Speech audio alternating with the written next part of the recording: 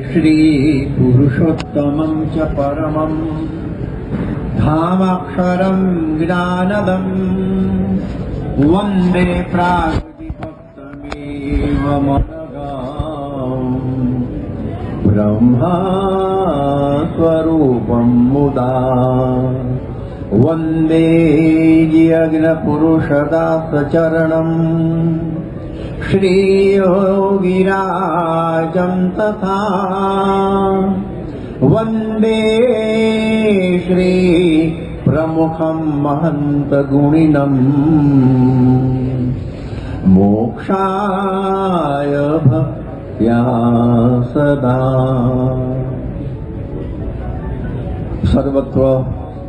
સર્વત્ર વ્યક્તિ વ્યક્તિમાં, ઘર ઘરમાં, કુટુંબમાં અને એની સાથે સમાજમાં, દેશમાં, વિશ્વમાં સ્વભાવોની રામાયણ છે. એમાંથી મુક્તિ પામવા માટેની આ પારાયણ ચાલે છે.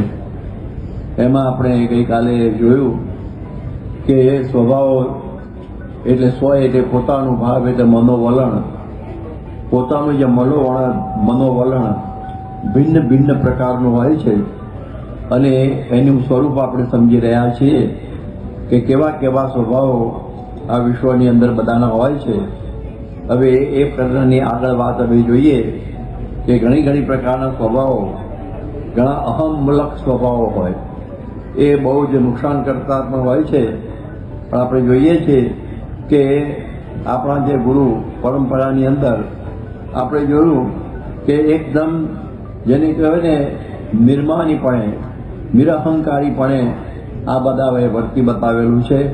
શ્રીજી મહારાજે પણ સેવા જ કરેલી છે. ગુણાતીતાનંદ સ્વામી પણ કચરો વાળતા હતા ચોકનો. ભગતજી હું જીવન જ સેવા પરાયણ હતું, આપણે બધા જાણીએ છીએ. અને એની સાથે આપણે જોઈએ કે શાસ્ત્રી મહારાજ પણ આ બધે આ પથ્થરોની લારીઓ ખેંચતા, બટાટા વાવતા, બધું કરતા, સેવા સેવા ને સેવા. યોગીજી મહારાજ તો સેવાની મૂર્તિ જ હતા. એ તો બધું બહુ જાણીતા પ્રસંગો છે. અને એકદમ નિરહંકાર રૂપે વર્તાતા. એમને યોગીજી મહારાજ બેઠા હોય તો પણ રવિશંકર મહારાજ કહેતા કે આપણને ખબર પડી જાય કે એમણે આધ્યાત્મિક આનંદ ખૂબ ભોગવ્યો છે. એટલે એ રીતે આ બધા નિર્માનીપણે વર્તેલા છે. અહમ શૂન્ય ગુરુ પરંપરા. શાસ્ત્રીજી મહારાજ થર્ડ ક્લાસમાં જ હંમેશા મુસાફરી કરતા. યોગીજી મહારાજ પ્રમુખ સ્વામીની વાત કરીએ તો ડૉક્ટર કોરિયનને અમે વાતો કરતા હતા કે જો પ્રમુખ સ્વામી કેવા નિર્માનીના પ્રસંગો, એ કે કહેવાની કોઈ જરૂર જ નથી. એમનું જે મોઢું જોઈએ, એમનું સ્વરૂપ તો ખબર પડે કે એકદમ અહમ શૂન્ય વ્યક્તિ છે. 1976ની અંદર સ્વામીશ્રી ગોંડલમાં હતા અને એ વખતે ગોંડલ મહારાજાને ત્યાં મા આનંદભાઈનું સંયમ સપ્તાહ હતું અને એમાં બધા મહામંડલેશ્વરો આવેલા અને બધા મંદિરે દર્શન કરવા આવ્યા. એ વખતે સ્વામી એક જ દિવસમાં 5-7 ગામનું વિચરણ કરતા કરતા ગોંડલ આવેલા, ત્યાંથી પછી ગઢડા જવાનું હતું. અને એમને ખબર પડી કે બધા અહીંયા આવે છે એટલે આપણે કહ્યું કે એમની બધી ગાદીઓ નાખી દો અને સરખું રાખજો, બધું અમારું મોટું ને નાનું બધાની સરખી ગાદી મૂકજો. અને એ પ્રમાણે બધું ગોઠવાયું. અને એ વખતે સ્વામી કે બધાને કે દર્શન ઉપર કરાવવા લઈ જાઓ, દર્શન કરાવવા લઈ ગયા. હવે બીજા બધા ગાદી પર બેસી ગયા, નાના મોટા બધા ગાદીઓ તેની પર ગોઠવાઈ ગયા. અને પછી સ્વામી આવ્યા એમના રૂમમાંથી આ બધાનું સ્વાગત કરવાનું. પછી જોયું કે જગ્યા નથી તો અમે જ બેઠા હતા, અમારી સાથે બેસી ગયા. એ વખતે આપણા મુંબઈના સંન્યાસ આશ્રમના મહંત મહામંડલેશ્વર કૃષ્ણાનંદ બ્રહ્માનંદજી મને ઓળખે. મને કહ્યું પ્રમુખ સ્વામી કહા આ બેઠા હતા અમે. એ લોકો એટલા બધા આશ્ચર્ય પામી ગયા કે આટલી મોટી જગ્યાના મહંત અમને આગળ ગાદી ઉપર બેસાડીને ખાલી આગળ બેસી ગયા છે. બધા ઊભા થઈ ગયા. સ્વામીને ઉપાડી અને પોતાની વચ્ચે બેસાડી દીધા. વાહ પ્રમુખ સ્વામી વાહ. આવા પ્રકારના એમનો અહમ શૂન્યતાની અસર બધા ઉપર થાય છે. 1981માં જ અમદાવાદમાં આપણો સ્વામિનારાયણ ભગવાન વિશ્વદાબ્દી મહોત્સવ થયેલો અને એ વખતે ભારત સાધુ સમાજનું અધિવેશન હતું. બધા આગળ બેસતા હતા આગળ. તો સ્વામી તો છેલ્લા જ થઈ ગયેલા. તો પણ એમને કંઈ નહીં, હરિનારાયણ સ્વામી જોઈ ગયા હા તો મુખ્ય છે અને પાછળ છેલ્લે ઉપાડીને વચ્ચે પાછા લાવ્યા. ત્યારે આવી પરિસ્થિતિ ઘણી વખત થાય પણ સ્વામીના મનમાં કોઈ પણ પ્રકારનું આગું પાછું નહીં. યોગી માની શ્રદ્ધાંજલિ સભા મુંબઈમાં પોદાર કોલેજમાં થયેલી, એમાં પણ આવું થયેલું. બધા મહાત્મા આવતા જાય અને સ્વામી ખસતા જાય. એટલે એમને એવું નહીં કે મારે વચ્ચે જ બેસવું, એવું જરા પણ મનમાં આપણે દેખાય નહીં. એવી અહમ શૂન્યતા. મહંત સ્વામી મહારાજનો પ્રસંગ આપણે બધાએ મહંત સભી કથામાં જોયો હશે. કે એમાં સોમપારેશ્વર મંદિરનું જે મહંત પ્રતિષ્ઠા, એ પ્રતિષ્ઠાના મુખ્ય તરીકે મહંત સ્વામીને મોકલવામાં આવેલા સ્વામીજી, કે તમે પ્રતિષ્ઠા, અને એ બધા જાણતા હતા મહંત સ્વામી મુખ્ય છે. પણ બીજી બધી જગ્યાના મહંતો આવવા માંડ્યા અને બધા બેરામાં ગોઠવાઈ ગયા. મહંત સ્વામી ઠેક થોડા બે પગ ભેગા કરી પેલી બાજુ બેસી ગયા. એ તમે ચિત્ર ફિલ્મમાં જોતા હશો. પછી તો બધાને ખબર પડી કે ભાઈ અમને હાથે થવાનું છે, એટલા માટે વળી પાછું ઓળખું કર્યું. પણ એમને એવું નહીં કે ભાઈ આપણે તમને ખબર નથી કે હું છું અહીંયા આગળ મુખ્ય અને તમે બધા શું આગળ પાછા આવો છો. એવું આપણી પરંપરામાં આપણે જોયું જ નથી. એટલે આવી અહમમૂલક પ્રકૃતિઓ બીજામાં જોવા મળે. આપણે એમાંથી આ વિમુક્ત છે. આસક્તિમૂલક પ્રક્રિયાઓ બહુ કહે. આસક્તિમૂલક પ્રકૃતિઓ કહે છે ને, મેન ઇઝ કન્ડિશન. માણસ છે ને સ્વભાવથી જ મધ્ય સ્વભાવનો હોય. જ્યાં હોય ત્યાં પછી એમાંથી ખસવું એને ગમે નહીં. એવી પ્રકારની એની આ પ્રકારની પદ્ધતિ છે. ગુણાધન સ્વામી કહ્યું કે જીવનો સ્વભાવ બદ્ધ છે, તે ત્યાગીમાં બંધાય અને ગ્રસ્તમાં બંધાય. એટલે આ પ્રમાણે પદાર્થમાં બંધાય, દેશમાં બંધાય, ગામમાં બંધાય, આસનમાં બંધાય, નાત જાતમાં બંધાય. એવા કેટલા બધા ઠેકાણા છે. એટલા માટે સ્વામી સરસ વાત કરી કે એટલા માટે ટોપીવાળો છે ને કોઈને એક ઠેકાણે રહેવા દેતો નથી, 3 વર્ષે બદલી કરી નાખે. એટલે આપણે જોયું કે ગુણાચાર્ય સ્વામીએ કહ્યું કે સંકાદિકને પ્રવૃત્તિમાં જોડીએ ને તો જોડાય નહીં, અને મરીચ્યાદિકને વારીએ તો મૂકે નહીં. એ સૌની પ્રકૃતિ છે, એવું બધું રહે છે. હવે પ્રકૃતિ આસક્તિની કેવી બધી હોય. મુંબઈની અંદર ચાલીમાં એક કુટુંબ રહેતું હતું અને પછી પૈસા થાય એટલે ફ્લેટમાં જ આવવા ગયા. ત્યારે એમના પત્નીની તબિયત બગડી અને કંઈ માનસિક તકલીફ ઊભી થઈ ગઈ. આ ડૉક્ટર પાસે લઈ ગયા. ડૉક્ટર કંઈ ફેમિલી ડૉક્ટર તો જાણતો હશે, એટલે કે પહેલાં તમે ચાલીમાં રહેતા હતા ને, હા, કે ત્યાં ચાલ્યા જાઓ. ત્યાં ગયા અને એનું મગજ ઠેકાણ આવી ગયું. એટલે આ પ્રમાણે એવી જ રીતે ગોઠવાયું. પેલી બંધ બારણાની સંસ્કૃતિ, ચાલી ખુલ્લા બારણાની સંસ્કૃતિ હોય. એટલે આવું બધું થાય. વિષ્ટાનો કીડો બરફી ઉપર બેસતા મૂંઝાય, એવું માણસનું પણ એવું છે. ધર્મજમાં એપી કાકાએ પારાયણ કરેલી 1961ની અંદર 11 દાડાની સત્સંગ જીવનની પ્રમુખ સ્વામી વાંચતા હતા યોગી બાપાની સન્નિધિમાં. અને બાઢડાથી માણસ બી આવેલા અને એમની સાથે એમના કાકાએ આવેલા. 2, 4, 5 દિવસ થયા ને તો રોવા માંડે કે નારાયણ હવે આપણે જતા રહીએ બાઢડા ભેગા. કેમ? પછી કે સ્વામીને પૂછીને છે. સ્વામી કહ્યું શું તકલીફ છે? કે કોઈ રોટલો નથી દેતું. હવે કેટલી પ્રકારની મીઠાઈઓ ધર્મજમાં તો રોજની રોજ ચાલતી હોય, પણ આને રોટલા વગર હોય નહીં. હવે સ્વામી કહ્યું કે હવે આને રોટલો એના માટે રોજ બને આપો. પછી કે નારાયણ અહીં તો મહિનો રહેવા જેવું કે ન રહેવા, આપણે જેટલું હોય ને 11 દાડા થઈ જવાનું પડ્યું. એટલે આવી પ્રકારે રોટલામાં બંધાય. આપણા માટે કહ્યું છે ને સાધુ માટે કે ફાટેલી લંગોટી ને તૂટેલી ચૂંબડીમાં કે માલ નથી, તો પણ એમાં આ ચિત્ત ચોંટી ગયું હોય એટલે પછી એમાંથી ઉખડવું મુશ્કેલ થઈ જાય. એક વખત સાંકરી તરફ આપણા સંતો બધા ફરે અને આ ભગવાન સ્વામિનારાયણ શતાબ્દી મહોત્સવ પર એક હરિભક્તને કહ્યું કે તમે આવજો, કે મારે બધું ટાઈમ ટુ ટાઈમ બધું જોઈએ, ચા જમવાનું આ તે બીજું થયું. એ બધા સંત બહુ પ્રેમી હતા કે હું બધું કરી દઈશ. અને બધું સવારથી ચાલતું હતું. બપોરનો ચા હોય ને, ચા 2-3 વાગ્યાનો, એમાં કંઈ પેલા મોડું થયું હશે તો પેલા સસરાત જતા રહ્યા સાંકરી ભેગા, ટાઈમ સચવાયો નહીં ચાનો. આવી પ્રકારનું પણ બધી ધમાલ હોય છે બધી. એટલે ઘણી પ્રકારની મુશ્કેલીઓ બધી હોય છે. ઘણી બધી વસ્તુઓ ભેગી કરવાનો ઘણાને શોખ હોય. આખો એનો રૂમલ ગોડાઉન જેવો થઈ ગયો હોય. એટલે એવું બધું હોય. ઘણા બધા કંઈક ને કંઈક માગ્યા જ કરતા હોય હરિભક્તોને જુએ એટલે હરિભક્તો છુપાતા ફરે, એવું બધું થાય. આનંદ સ્વામીને મહારાજની પૂજા કરવાનો બહુ ઉમંગ. હરિભક્તો પાસેથી માગીને આવું બધું આ પ્રમાણે ભેગું કરે એટલે આવું બધું થાય. એક સાધુને એમ થયું કે આપણે મહારાજ માટે અત્તર લાવીએ. એક હરિભક્તને કહ્યું કે 200 અત્તર લાના, મહારાજ કે લીએ લઈ જાના હે. પેલા કે સાધુને ખબર પડે 200 અત્તર એટલે શું કહેવાય? એક શીશી કાટલી શીશી કે તમે લઈ જાઓ છો, મહારાજને ગમે ને તો આપણે 200 મોકલીશું. એટલે પછી મહારાજને આપી અને કહ્યું કે શીશી હરિભક્તે આપી. મેં તો 200 મંગાવ્યું, તેને આટલું આપ્યું. કે સાધુરામ ખબર પડે આટલાને કેટલા રૂપિયા બેઠા હશે, 1000 રૂપિયા, અને તમે સમજ્યા વગર 200 અત્તર કરી દો છો. આવી પ્રકારની પણ મુશ્કેલીઓ ઘણી વખતે આ બધી થાય. એટલે આવું જેમ તેમ ચલાવતા શીખ્યા ના હોઈએ તો આવી મુશ્કેલીઓ ઊભી થઈ જાય અને આવા કંઈ ધમાલ ઊભી થાય. એટલા માટે ઘણી પ્રકારની આસક્તિઓ બધી હોય છે. અને કંઈક ને કંઈક ખાવા પીવામાં અમુક વસ્તુ હોવી જોઈએ. આમ તેમ આગરિયા ગામ છે, આપણે આંબરડીથી રાજુલા જઈએ ત્યારે વચ્ચે આવે અને એ આગરિયા ગામની આહિરોની વસ્તી, એમાં વસતા ભગત ત્યારે સંતો ત્યાં ગયેલા મંદિરે. અને પછી રસોઈમાં સંતોને થાય કે જરા ચટાકેદાર રસોઈ બનવી જોઈએ. એટલે પછી કહ્યું જીરું નહોતું ત્યાં મંદિરમાં. એટલે વસતા ભગતને કહ્યું કે ભાઈ તમે જીરું લાવો. એટલે ઘરે તો હોય જ નહીં મંદિરમાં, ઘરે નથી બધું. એટલે પછી ત્યાંથી 10 ગૌ રાજુલા ચાલતા ગયા અને જીરું લઈને આવ્યા ત્યાં તો બધું બપોરે જમીન બધા પતી ગયેલું. અને પછી કે લો જીરું, કે ભગત ક્યાંથી લાયા, કે હું રાજુલાજી લઈ આવ્યો. એટલે સંતો અંતરદ્રષ્ટિવાળા હતા, બહુ જરા આમાં ઉદાસ થઈ ગયા. ખારું આપણે માગ્યું ખોટું કહેવાય, હરિભક્તોનું દિલ દુખાયું. અને એ વખત સ્વામીને પણ ખબર પડી, ગુણાધ્યાન સ્વામીને, ત્યારે કહ્યું કે આપણે જે તે વસ્તુ ચલાવવાનું, આવી રીતે આ બધું કરાય નહીં. ત્યારે આવી પ્રકારે સમજવું જોઈએ. આસક્તિવાળા હોય એને અલ્પ પદાર્થ પણ જીવથી વાલું થઈ જાય. જેમ ગોવિંદાનંદ સ્વામીએ ભગવાન ભજવા નીકળેલા તો રસ્તામાં 10,000 રૂપિયાનું સોનું પહેરેલી રાજાની દાસી મળેલી અને કે આ સોનું હું તમારી, એ ત્યાગીને ગયેલા. પણ એમને ત્યાં ગોઠવી ગયેલું, ત્યાં રાજ્યાતલપુરમાં અહીંયા આગળ, અને ગંગામાં દાળ ભાત સરસ મજાના પંખાળીના ભાત ને દાળ બધું મોકલે. અને અમારા થઈ ગયું કે હવે બીજા ફરવા જવું નથી. તો મહારાજ માંડ ત્યાંથી આ પ્રમાણે કાઢ્યા. એટલે આવી પ્રકારનો પણ પ્રસંગ ઊભો થઈ જાય. એક લૈયા સંત હતા, હવે એની જે કલમ હતી, હવે એની ઉપર કોકનો પગ પડ્યો અને ભાંગી ગઈ. તો એટલો બધો બખડો કર્યો અને સ્વામીને કહ્યું કે સ્વામી કહ્યું પૈસાની 25 કલમ આવે, અમારી નીવડેલી કલમ હતી, આમ હતી તેમ હતી. અરે બહુ ધમાલ ઊભી થઈ ગઈ. એટલે આવું બધું થતું હોય છે. શ્રીજી મહારાજ વન વિચરણ કરતા હતા ને એ વખત બાવાજીનો એક મેળાપ થયો અને ગામ બહાર એક વડ નીચે રહેતા હતા અને વડ એમણે વાવેલો. હવે એ છોડીને ગામમાં જતા નહીં.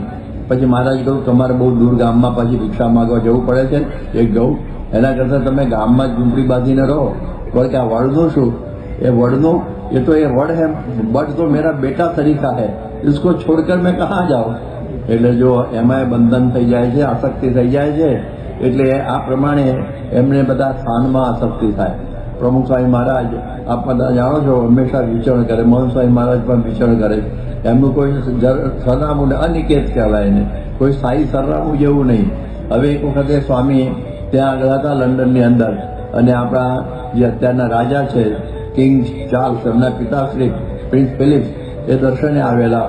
અને સ્વામી કહ્યું તમે હવે એક વખતે ગાંધીનગર અક્ષરધામમાં આવજો. એ વખતે આપણું આ દિલ્હીનું બનેલું નહીં, એટલે એમને કહ્યું ભલે. અને પછી રાણીને આવવાનું થયું, તેમની સાથે સાથે એ આવેલા એમની પદ્ધતિ પ્રમાણે, એની પાછળ છોડો પકડી. એટલે એ પણ ભેગા આવેલા આગળ. અને પછી એ રાણીને પાછી જવાનું થયું, કંઈ કે ત્યાંથી જલિયાવાલા બાગનો ધમાલ ઊભી થઈ ત્યાં આગળ. એટલે હવે એમને કહ્યું ભાऊ હું સ્વામી મને કહ્યું છે તો ગાંધીનગર જવું. એટલે એમને સ્પેશિયલ ચાર્ટર ટ્રેન કરી આપ્યું ત્યાંથી સરકારે. અને ગાંધીનગર આવ્યા તો સ્વામી તો હતા જ નહીં. એના મને સ્વામી તો ગાંધીનગર મળે જ ત્યાં હોય, એટલે એમ આપણે જેમ ઘરમાં હોય એમ, એટલે શું પૂછવાનું એમ કહીને આવી ગયેલા. ત્યાં તો આનંદ સ્વરૂપ સ્વામી હતા, એટલે બધી સંભાવના કરી. પણ જ્યારે એમના પેલેસની અંદર સ્વામીની પધરામણી થઈ બકિંગહામ પેલેસમાં, એમના એ વખતે જે આ કિંગ ચાર્લ્સ, એ વખત પ્રિન્સ ચાર્લ્સ હતા, એમના પત્નીની કંઈ ધમાલ થઈ હતી. એ ગામમાં ગયેલા એક એક્સિડન્ટમાં પેરિસમાં, સ્વામી ત્યાં ફૂલ્યા છાંટેલા. હવે એ વખતે એમણે ખરખરે જવાનું થયું બકિંગહામ પેલેસમાં. ત્યારે પછી પ્રિન્સ ચાર્લ્સ ફિલિપ્સે કહ્યું કે સ્વામી તમે મને કહ્યું હતું એટલે હું ખાસ ગાંધીનગર ગયો, પણ તમે તો હતા જ નહીં. પછી આમાં સંતોએ બધાએ કહ્યું કે સ્વામી તો હંમેશા ફરતા રહે છે, કોઈ જગ્યાએ રહેતા નહીં. પણ આટલું સરસ ગાંધીનગર પેલેસિયલ બિલ્ડિંગ અને એમાં નથી રહેતા. તો બસ એ જ છે, એમને કોઈ આસક્તિ નથી કોઈ સ્થાનમાં બીજું ત્રીજું, બધા તો હંમેશા ફરતા જ રહે છે. ત્યારે આ પ્રકારે સ્વામીનું જીવન બધું હોય છે. એક વખતે કોઈ આપણા ગરબી ગુજરાતના તંત્રી ધર્મેકભાઈ સોલંકી, એને એક વખત સ્વામીને પૂછેલું કે સ્વામી તમે દેશ વિદેશમાં બધે ફરો છો, તો તમને કોઈ સ્થળ ગમી ગયું હોય, કોઈ વ્યક્તિ ગમી ગયું હોય, તે કહો તમે. ત્યારે સ્વામી કહી જો મને તો મારા ઈષ્ટદેવ સ્વામિનારાયણ, મારા ગુરુ શાસ્ત્રી મહારાજ, યોગી મહારાજ, એ સિવાય બીજું કોઈ આકર્ષણ છે જ નહીં, કોઈ જગ્યાએ આસક્તિ નહીં. બોલો, એ બહુ અદ્ભુત કહેવાય. એટલે આ પ્રમાણે આવી પરિસ્થિતિ બધાની હોય છે. ઘણાને અમુક વ્યક્તિની સાથે જ કામ કરવાની મજા આવે અને અમુક તો પડખે પણ ન પોસાય, એવી પ્રકારની પરિસ્થિતિ બને છે. એટલે સત્પુરુષ આવી આસક્તિથી મુક્ત હોય છે. ગમે તે રીતે એ બધું ગમે ત્યાં રીતે ચલાવી લેવું, એ એમની પ્રકારની પરિસ્થિતિ હોય છે. એટલે આ એમનો આ એક બહુ વિશેષતા લાગે છે. એટલે આ રીતે આપણે પણ જોઈએ કે આવા બધા પ્રસંગો આસક્તિના હોય, પણ પછી જ્યારે વિચિત્ર પ્રસંગો બને ત્યારે પછી વળી પાછી ઉપાધિ પણ થાય. અતિ આસક્તિથી પતિ પત્ની લગ્નમાં જોડાયા હોય, જેને પ્રેમ લગ્ન કહીએ, સ્નેહ લગ્ન, એમાં, અને પછી પાછી ગડબડ ઊભી થાય, છૂટાછેડા સુધી વાત પહોંચે. ત્યારે એ વખત એટલું નક્કી કરો, એ વખત વિચાર પામવો કે આપણે જ્યારે લગ્ન કર્યું ત્યારે કેવો પ્રેમ હતો, એનો વિચાર બહુ ઊંડા ઉતરે તો પછી વિચારધારામાંથી નીકળી જવાય. ને અમારા સાધુમાં પણ જે દિવસે કંઈક આપણે મૂંઝવણ થઈ હોય અને કંઈ તકલીફ થઈ હોય, કંઈક કોઈ સ્નેહને લઈને કંઈક સગા સંબંધી યાદ આવી ગયા હોય, ત્યારે એ વખતે જે દિવસે સાધુ થયા એ દિવસ કેટલો તો ઉમંગ હોય, અને મા બાપ સગા સંબંધીનો છેડો ફાડી નાખી ગયા હોય, એ દિવસ યાદ કરીએ, આખો દાડો દિવસ યાદ કરીએ તો વળી પાછું પેલું બધું આસક્તિનું વાતાવરણ બધું ખસી જાય. એટલા માટે આ બધું સમજવા જેવું છે. એટલે સત્પુરુષ પણ આસક્તિ તોડાવવા માટે આવી બધી બદલીઓ કરે. જેમ પાન ન ફેરવીએ તો બગડી જાય, ઘોડો ન ફેરવીએ તો બગડી જાય, એટલે એ પ્રમાણે આ રીતે બધું બદલતું હોય છે. એટલે એ સમજવું. હવે કોઈને એક જગ્યાએ રાખીએ તો ઘણી મુશ્કેલી થાય. રોટેશિયામાં આયન સ્મિથને રાખેલું અને બદલી કરવાની રહી ગઈ તો રોટેશિયામાં સર્વ બની ગયો આયન સ્મિથ, આખો દેશ પચાવી લીધો. એટલે એવી પરિસ્થિતિ બધી બનતી હોય છે. એટલે આવી આસક્તિ. ગુણાત્યાન સ્વામી કહે છે, ભાલના કાગડા હોય ને સાબરમતી ઉતરીને ગુજરાતમાં જાય નહીં, અને ગુજરાતના કાગડા સાબરમતી ઉતરીને ભાલમાં જાય નહીં. હવે એમને આવું બધું બંધન જેવું હોય છે. એટલે આવી પરિસ્થિતિ હોય છે. ઘણી વખત તમે જુઓ કે ક્રોધ અને ઈર્ષા મુલકમાં પ્રકૃતિ હોય છે. એટલે આ માનરૂપી બાપનો દીકરો ક્રોધ છે અને દીકરી ઈર્ષા છે. એટલે એમાં પણ બધી પ્રકારની મુશ્કેલીઓ ઊભી થઈ જાય છે. એટલા માટે શ્રીજી મહારાજે પ્રથમ 69 વચનામાં કહ્યું કે ક્રોધયુક્ત પ્રકૃતિ એ દુષ્ટનો સ્વભાવ છે, એટલે એ આ છોડવું. અને આ બધો ક્રોધ જુદી જુદી રીતે આવે છે. અમદાવાદનું વચનામૃત છે 8મું, એટલે એમાં સાધુને સર્વ પ્રકારે ક્રોધ જુદવો. એ ક્રોધ કેવો છે કે જપ તપ જ્ઞાન બધા શુભ ગુણોનો નાશ કરી દે. કેવી રીતે ક્રોધ ઉત્પન્ન થાય? લોકો કંઈક ચર્ચા કરતા હોય, એમાં પછી કથા વાર્તામાંથી પણ ચર્ચા ઉપર ચડી જાય, અને એમાંથી કોઈક વખત ક્રોધ થઈ જાય. અને કોઈક વખતે આ પ્રમાણે પ્રસાદી વહેંચતા હોય એમાંથી પણ ક્રોધ ઉત્પન્ન થઈ જાય. કોઈકની ઈર્ષાએ કરીને પણ ક્રોધ ઉત્પન્ન થઈ જાય. એટલે આવા જુદી જુદી પ્રકારના ક્રોધના બધા નિમિત્તો હોય છે. એટલે ઘણા બધા એટલા બધા ક્રોધી હોય છે કે આખો દિવસ ઝઘડ્યા જ કરે, પૂછીના ઝઘડાએ લઈ લે. ગુણાતીતાનંદ સ્વામીની વાતમાં એક વાત આવે છે કે એક ગામમાં એક વડકરી બાઈ હતી. આખો દિવસ લડ કરે આખા ગામમાં. પછી બધા કંટાળ્યા કે આપણે એને વારા કહી દેવા. એટલે ગામમાં તો બધા સાથે ના ઝઘડે, એટલે જેનો વારો હોય એના ઘર આગળ જઈને રહે, પેલી એની સાથે ઝઘડા કરે. આવી રીતનું કર્યું. એટલે બધા ગામને શાંતિ થઈ. હવે સવારથી 7 સુધી એને પછી એટેન્ડ કરવી પડે, એવું બધું હોય. પણ એક જણ દુઃખી થાય, પણ બીજા તો સુખી થાય એમ કરીને વારા પાડેલા. એક વખતે એક બાઈનો વારો હતો, અને એમાં સાધુ એના ત્યાં 4 બાવાઓ એ ત્યાં મહેમાન તરીકે આવ્યા, અને કે જલ્દી જમી લો, કારણ કે હમણાં પેલી વડકડી બાઈ છે, એનો વારો છે મારા ઘેર, અને આવશે, અને પછી મારે તો રસા નબરાશ નહીં મળે. એ કે તું શાંતિથી રસોઈ કર, અને તું બરાબર વ્યવસ્થિત રીતે આ પ્રમાણે કે અમે બેઠા છે ઓટલે આવવા દે બાઈને. અને એ બાઈ તો ઠેઠ ભાગવત શું કહે ફળિયાના નાકેથી મોં પાડતી આવી, હજી સુધી નવરી નથી થઈ. વારો છે તારો, આમ તેમ આ બોલતી આવી. અને એ વખતે બાવાઓને બેઠેલા જોયા, એટલે બાવાઓ પર ઉતરી પડી. આ બધા બધું બળકનું ખાઈને બેઠા છે બધા, અને આમને તેમ. એટલે એની ઉપર ઉતરી જ પડ્યા, બાવાઓની ઉપર. બહુ ગાળો બળવા વાળી બાવાઓને. એમ કરતા થાકી જાય ને પેલી બાઈ, ત્યારે એક બાવો ખાલી આટલે બોલે કે હાર ગઈ બે. પાછળ હું બોલતો નથી, એટલે કે હારી ગઈ, એટલે હાર ગઈ બે. એટલે પછી એકદમ પાછી ગરમ થઈ જાય, અને ફરી પાછો પેલા બહુ ગાળો બોલવા માંડે. હવે 4 બાવા હતા, પેલી બાઈએ રસોઈ તૈયાર કરી દીધી. એક બાવો જઈ અને આ પ્રમાણે ત્યાં ભોજન કરી આવે. ખાલી હાર ગઈ બે એટલું જ બોલવાનું હતું. એટલે આ પ્રમાણે સાંજ પડીને ત્યાં તો બેભાન બની ગઈ. એનો સ્વભાવ મુકાયો બાવાઓ ભેગા થઈને. એટલે ઘણી વખતે આવું બધું હોય.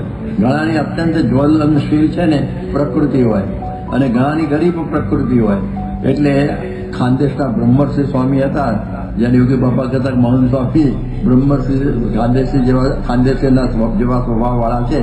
એટલે એવા એ હતા એકદમ એમ કે ને ગરીબ પ્રકૃતિ, અને અમુકની બહુ જ્વલંત પ્રકૃતિ હોય છે. એક વખતે વડતાલની અંદર એક પાડો હતો ને, એને કોઈ પાડાએ મારેલો, ખૂબ મારેલો.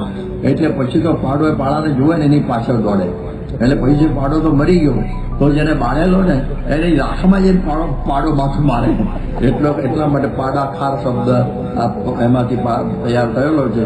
એટલા માટે ક્રોધમાંથી ઘણી મુશ્કેલી ઊભી થઈ જાય. હવે તમે જુઓ, એક વખત ફૂટબોલની રમત પેલી ફાઇનલ હતી, અને ઇટલીના ફ્રાન્સ. હવે આ પ્રમાણે એ ફાઇનલમાં આવી ગયેલા, અને ફ્રેન્ચનો જે સારો ખેલાડી હતો એને ઇટાલિયન ખેલાડીએ ગાળ દીધી. એટલે ગુસ્સામાં એને પેલા એને માથું માર્યું, અને પછી મેચમાંથી સસ્પેન્ડ થયો અને ફ્રાન્સ હારી ગયો. ઘણી વખત ગુસ્સામાં આવી બધી બાબતો પછી લોકમાં થતી હોય છે, એટલે આવી મુશ્કેલી ઊભી થઈ જાય છે. એટલે હવે તમે જુઓ કે ઘણી વખતે સાસુ વહુના ઝઘડામાં પણ આ ક્રોધ બહુ થતો હોય છે કે આદિ વેર ઘંટીને ઘઉં, આદિ વેર સાસુને વહુ. એટલે હમણાં લોકો કહે છે, અત્યારે તો બહુ ઓછું હશે પણ હશે કે પેલું આ બધા સ્કૂલોની અંદર રેગિંગ થતું હોય છે, કોલેજની અંદર, સ્કૂલોમાં નહીં, રેગિંગ સ્કૂલમાં, ત્યારે કોલેજોની અંદર. એટલે એમાં બહુ બધું ધમાલ થાય. એટલે એ વખતે બધા કે ભાઈ આ પરદેશની બધી અસર છે, ત્યાં આગળ આવી રીતે સિનિયર હોય એ જુનિયરને આવી રીતે હેરાન પરેશાન કરે. અમે કોઈ પરદેશની નથી, આ તો આપણે ઇન્ડિયાની છે, સાસુને વહુની, ત્યાંથી ચાલુ જે લોકોએ લઈને આગળ લાવ્યા છે.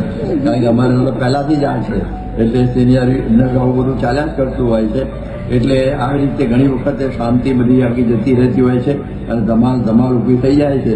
એટલા માટે આ પ્રમાણે આપણે આ જોઈએ કે ક્રોધની વાત, ક્રોધની પ્રકૃતિ બહુ સર્વસામાન્ય બધી જગ્યાએ દેખાય છે. પણ યોગીજી મહારાજને સાથે અમે ફરતા હતા. હવે એક વખતે અમે આ બધી સોરઠ બાજુ હતા અને એક છોકરો જગદીશ રામ મને ગયા, એ કંઈક પ્રસાદ હતો ને એની થાળી લઈ અને બધાને પીરસવા નીકળ્યો. અને એ વખતે કોઈક ભાઈ બેઠો તો ઊભો થયો અને થાળી આરે એનું માથું પટકાવીને પ્રસાદ આખો વેરાઈ ગયો.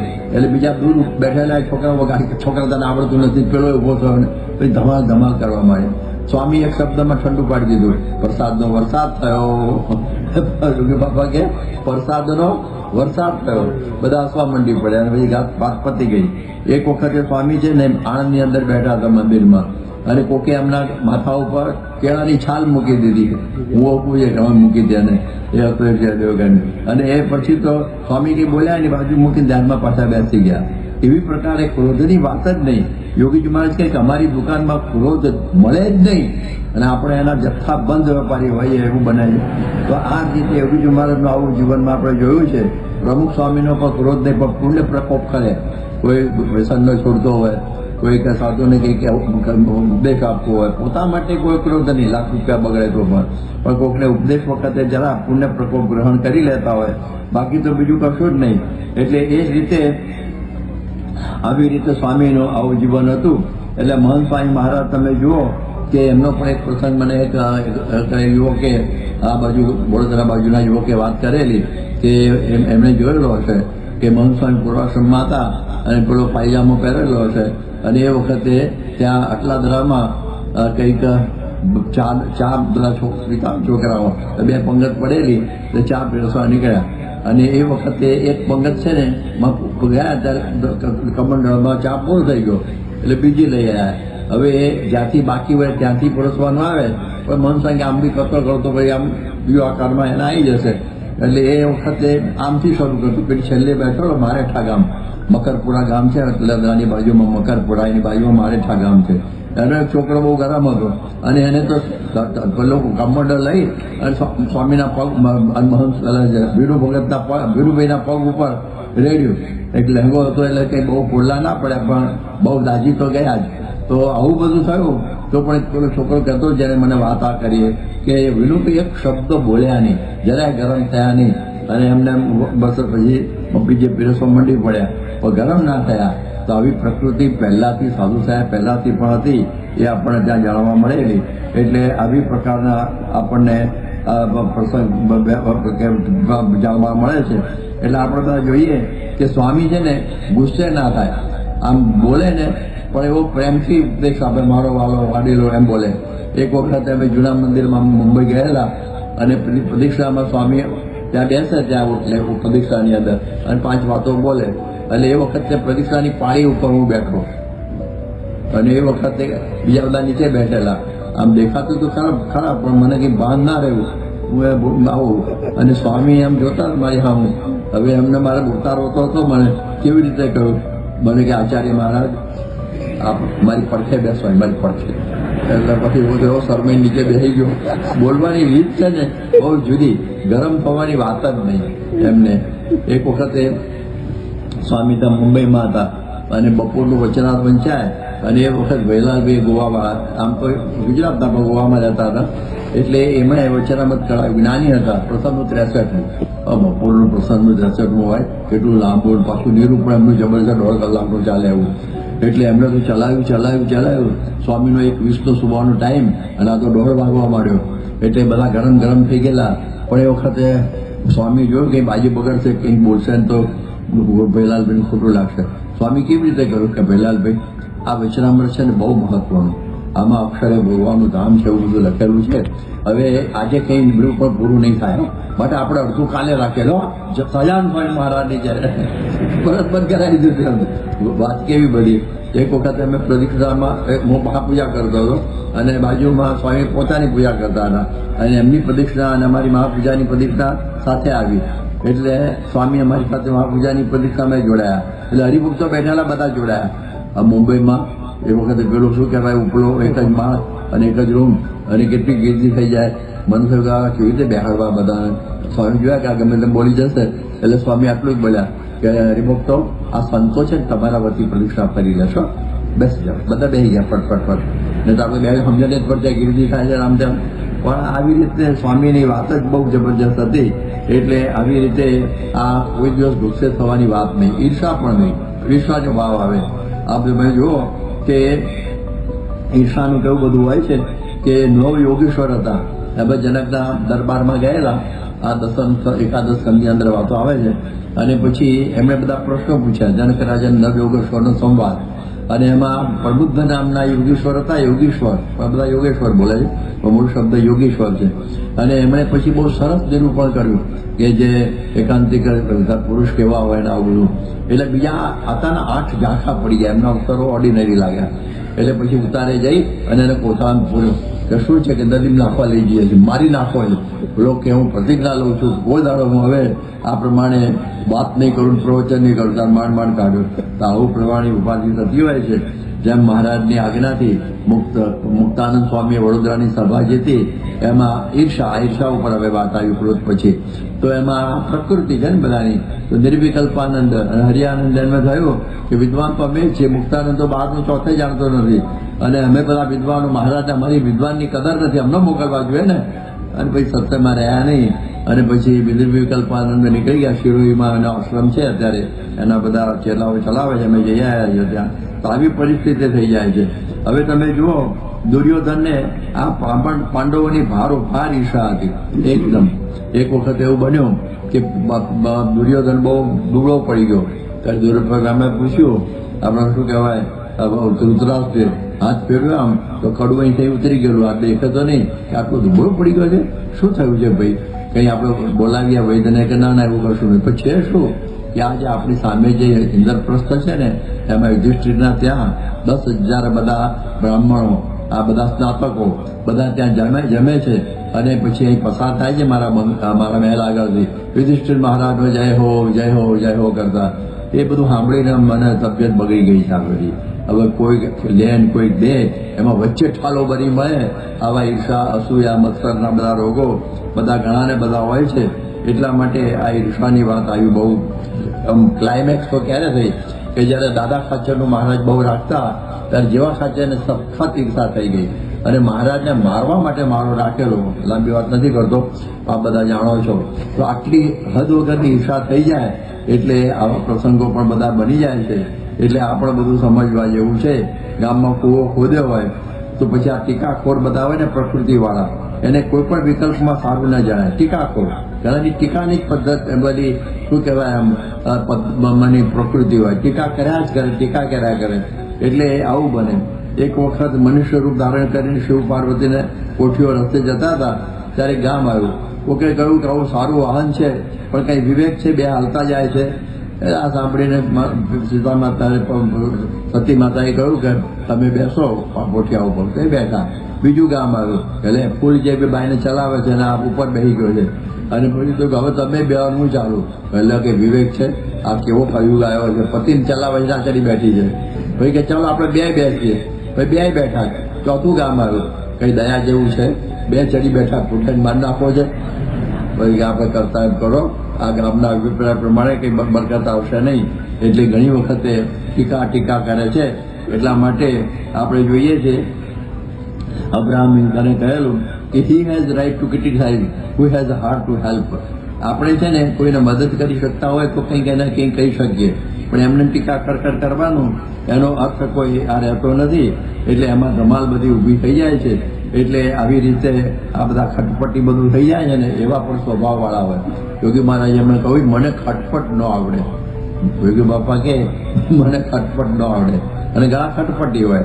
1961ની અંદર પૂજ્ય મોહન સ્વામી મહારાજ અને બધાની સાધુની દીક્ષાનો પ્રસંગ હતો ત્યાં ગઢડાની અંદર, અને એ વખતે મહારાજા અને મહારાણી એ બંને ત્યાંથી આવેલા આપણા શું કહેવાય ભાવનગરથી, અને એ વખતે બન્યું એવું કે 3 છોકરાઓ નાહવા માટે ગયેલા.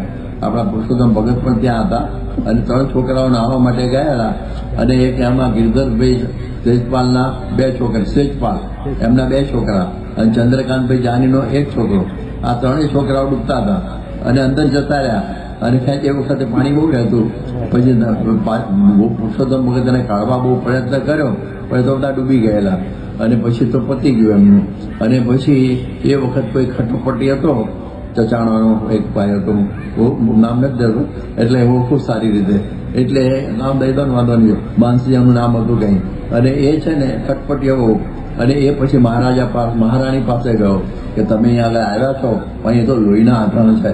3 જણા ગામમાં ગયા છે, એના સમયો થાય છે, અને આવું બધું કર્યું. એટલે મહારાણીને જરા લાગી આવ્યું કે ચાલો આપણે જતા રહીએ, આવા રીતે આપણે બેસવું, એમાં આપણી આ સારી શોભા ના લાગે. એટલે પછી તો આ અક્કા બાપુને ખબર પડી કે પેલું પહોંચી ગયો છે ત્યાં, એટલે આને એવી વાત કરી છે. એટલે પછી એમણે શું કર્યું, એમના જે પત્ની હતા બંને મા બાપ, એના માતાઓ, એમને કહ્યું કે તમે હાલો આપણે મહારાજા પાસે. એ તો માલવા આવેલા, ઉત્સવ સારા કપડાં પહેરેલા, બધું થયેલું. અને પછી કહ્યું જો પેલા છોકરાઓ ડૂબી ગયા ને એના આ માતા છે. એ કે શું તમારે આવું થયું? અમે તો ભાઈ ભગવાનને સોંપી દીધેલા હતા છોકરા, એ એમની ભગવાન લઈ ગયા. મોટા થાય ત્યારે અમારે તો સાદું જ કરવાના હતા. મોટા થાય પછી વહેલા જતા રહ્યા. અમને કોઈ દુઃખ જેવું નથી, અમે તો સમયો પ્રેમથી કરવા આવ્યા છીએ. આ જેના માટે અમે ઉપાધિ કરતા હતા એમને તો કશું છે જ નહીં. પેલો આપણે ખોટો ખટપટીઓ આગળ કરીને જતો રહ્યો. એટલે આવા બધા ખટપટિયાવાળા પણ બધા વિચિત્ર હોય છે. એટલે એ પણ સમજવા જેવું છે. એટલે બધી જુદી જુદી પ્રકૃતિઓ બધી ખૂબ હોય છે. આપણે કહે છે ને આ વાત તો આમ બહુ જાણીતી છે, પણ આપણે કહી નાખીએ કે એક વખતે કોઈ સ્ટીમરની અંદર તર ચલાવો બધા જતા હતા બોક્સમાં, અને બોક્સના બધા શું કે ઉપર ઢાંકેલું કંઈ નહીં. એટલે કોઈ કહ્યું બધા તર ચલાવો આખા બધા સ્ટીમરમાં ફરવા માંડી પડશે, ઉપર પાટિયું મારવું જોઈએ ને, કે ધીઝ આર ઇન્ડિયન ટ્રેબ્સ, કે કેમ એક બહાર નીકળવા જશે બીજો ટાંગો પકડીને એમ ખેંચશે એટલે બહાર નહીં નીકળવા દે. આ તો ઇન્ડિયનની વાત કરી, આખી દુનિયામાં બધા ઇન્ડિયન ટ્રેબ જ છે. એટલે એ ઉપર એક કોઈ આગળ જતો હોય ત્યારે પાછો જ પાડે.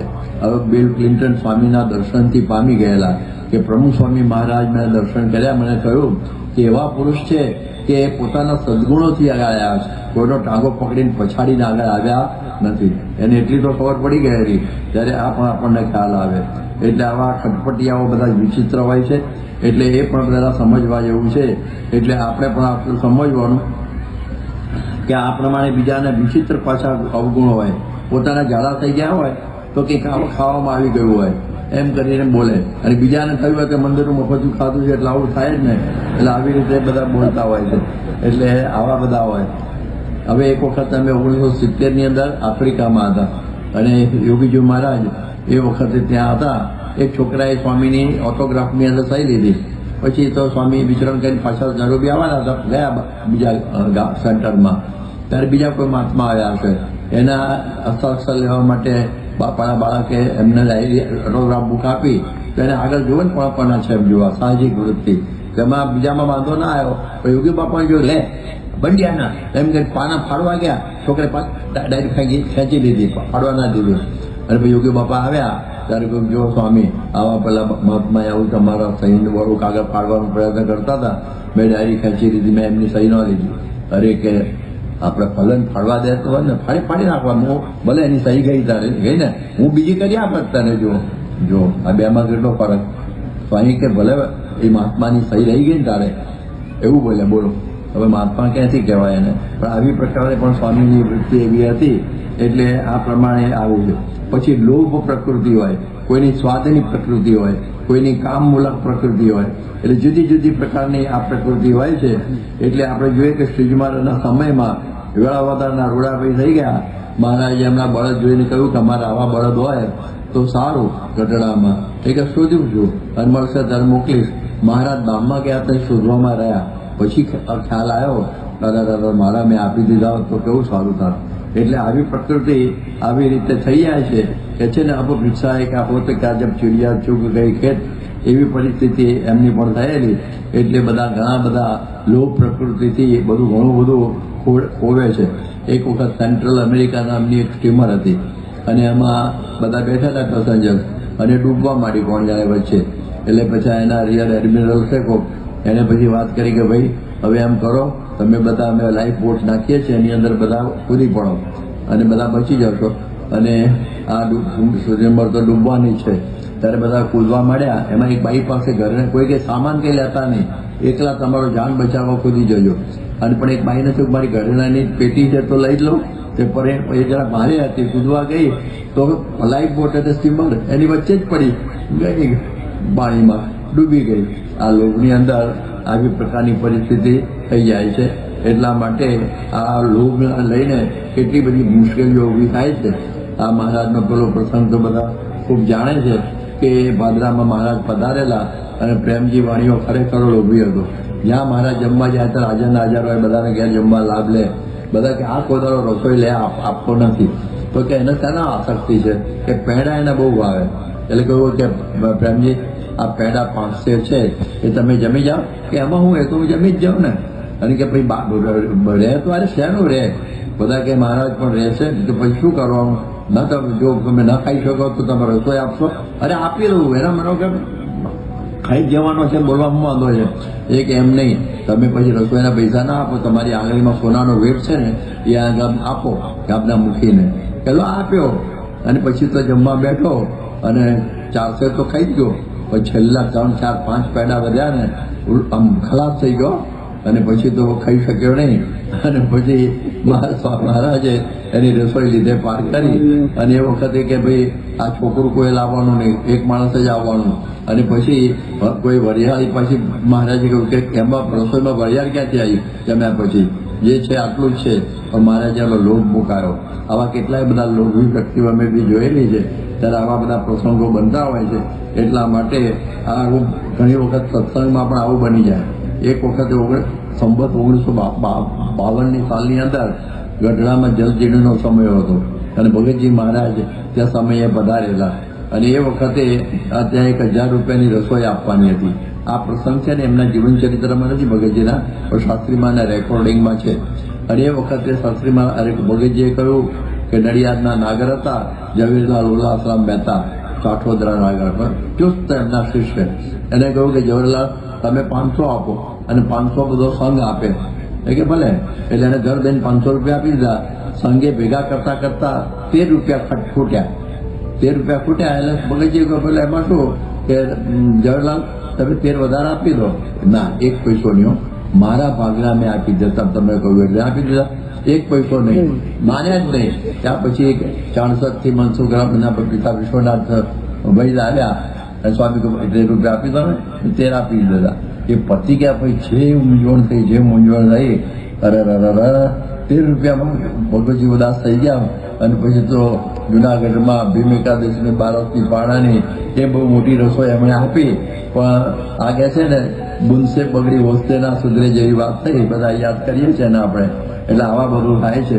સ્વાદની પ્રકૃતિઓ પણ એવી વિચિત્ર હોય છે. એની તો બધી ઘણી બધી વાતો છે કે ભૂંડ કેળાનો જે લાખો દરજી, એને જે અત્યારે આપણી સંસ્થામાં લવ્યો દરજી કહે છે. આ ભૂંડ કેરાળા એટલે જૂના સાવરની બાજુમાં આવેલું ગામડું આજે પણ છે. હવે એને પણ આ જે સ્વાદની બધી પ્રકૃતિ હતી એમાંથી પત્ની ખોવાનો પ્રસંગ આવી ગયો. આવો જ આધુનિક એક લવ્યો મુંબઈમાં થઈ ગયો અમારા સમયમાં. એનું નામ હતું ગૌતમ ગાસ્ટે અને એની પત્ની હતી સાવિત્રી. એને સુંદર કઢી બનાવી અને ગૌતમને ભાવી ગઈ. એ ઓફિસે જતા કહેતો ગયો કે સાંજે મારા માટે રાખી મૂકજે. અને પત્નીને પણ કઢી ભાવી ગઈ એટલે ખાઈ ગઈ. એના માટે સાંજે હસન ફરી બનાવી. પણ પેલો વહેલો આવ્યો કઢીમાં અને જોયું કે કઢી છે નહીં. એવો ગુસ્સો ચડ્યો, ત્રીજામાંથી ફેંકી દીધી. એની પત્નીને મરી ગઈ. એ પછી આર્થર રોડની જેલમાં ગયો. આ પરિસ્થિતિ બધી થાય છે. એટલા માટે સ્વાદની પ્રકૃતિને લઈને ઘણી બધી મુશ્કેલીઓ બને છે. ઘણી વખત આપણા ત્યાં બધા મંદિરોની અંદર પણ વીઆઈપીની અંદર ધમાલ થતી હોય છે કે મને વીઆઈપીમાં સારી રીતે જમવાનું તો બધું હલકું છે, પણ આ પ્રમાણે એમાં પણ ધમાલ બધી થતી હોય. એટલે આ બધું સ્વાદ છે. ડાયાબિટીસ સખત થયો હોય પણ ગરમા ગરમ જલેબી ઉતરતી હોય, કાં તો પ્રસાદ ભગવાનનો મંદિરનો પ્રસાદ એ સર્વ દુખાના મહાની રસ્તો પજાય છે. પ્રસાદમાં તો બધા પ્રકારના દુઃખો બંધ થઈ જાય એમ કરીને ધમધમાઈ ગયા. એટલે આવું બધું બને. એક વખત એવું બન્યું, મહર્ષિ ચરક હતા ને, એમણે એની સાથે બધા એના વિદ્યાર્થીઓ ભણતા હતા. ચરક એટલે મોટા વૈદરાજ ચરક મહર્ષિ, અને આ બધા ભાવિ બધા વૈદો થવાના હતા, ડોક્ટર. એટલે એને બધાને સમજાવતા હતા કે જો કયું કઈ રીતે કહેવું બધાને. તો કે તમે દર્દીને સામ નિરામની વાત કરજો. સામ નિરામ, શું ખાવું શું ન ખાવું, કેમ ખાવું, કેટલું ખાવું, ક્યારે ખાવું, કેવી રીતે ખાવું, એ સામ નિરામની તમે વાત કરજો. એટલે એને કોઈ રોગ નહીં થાય, દર્દીને કોઈ રોગ નહીં થાય. એટલે બધા એમના શિષ્યો છે ને રડવા માંડ્યા, બધા ધ્રુસકે રડવા માંડ્યા. એટલે કહ્યું કેમ ભક્તો, આપણા મારા શિષ્યો, તમે વાલા શિષ્યો રડો છો કેમ? કે જો અમે આવી વાત કરીશું અને કોઈને રોગ નહીં રહે તો પછી અમારો ધંધાનું શું? પછી અમારી પાસે આવશે કોણ? પછી તો બધા હારા રહેતા હોય તો પછી કેવું રીતનું થશે? ત્યારે ચરક હસીને બોલ્યા કે વસ્ત, તમે ગમે એટલી કામ નિરામની વાત કરશો ને, પણ મનુષ્યની સ્વાદીની પ્રકૃતિ એવી છે કે પાશે જ નહીં. એ ગમે એટલું એને ડાયાબિટીસ થયો હશે પણ એ બધું ગળ્યું મંદિરમાં કે ઘેર એ ખાઈ જ જશે અને તમારો ધંધો બંધ નહીં થાય. માટે વાતો કરજો. અને વાત સાચી છે કે સ્વાદની પ્રકૃતિમાં આંખ ખોવાની થાય, પછી કંઈ હાર્ટ એટેક આવી જાય, મેગ્નેરિન થઈ જાય, કંઈ કિડની આગીભાઈ થાય, તો પણ બધા ચલાવતા હોય છે. એટલા માટે આવી બધી વાત છે. એટલે આ પ્રકારની બધી સ્વાદની વાતો તો બધી ઢગલા બંધ છે. આ પ્રકૃતિ છે, એ સ્વાદની પ્રકૃતિ પણ આપણને હેરાન પરેશાન કરી દે છે.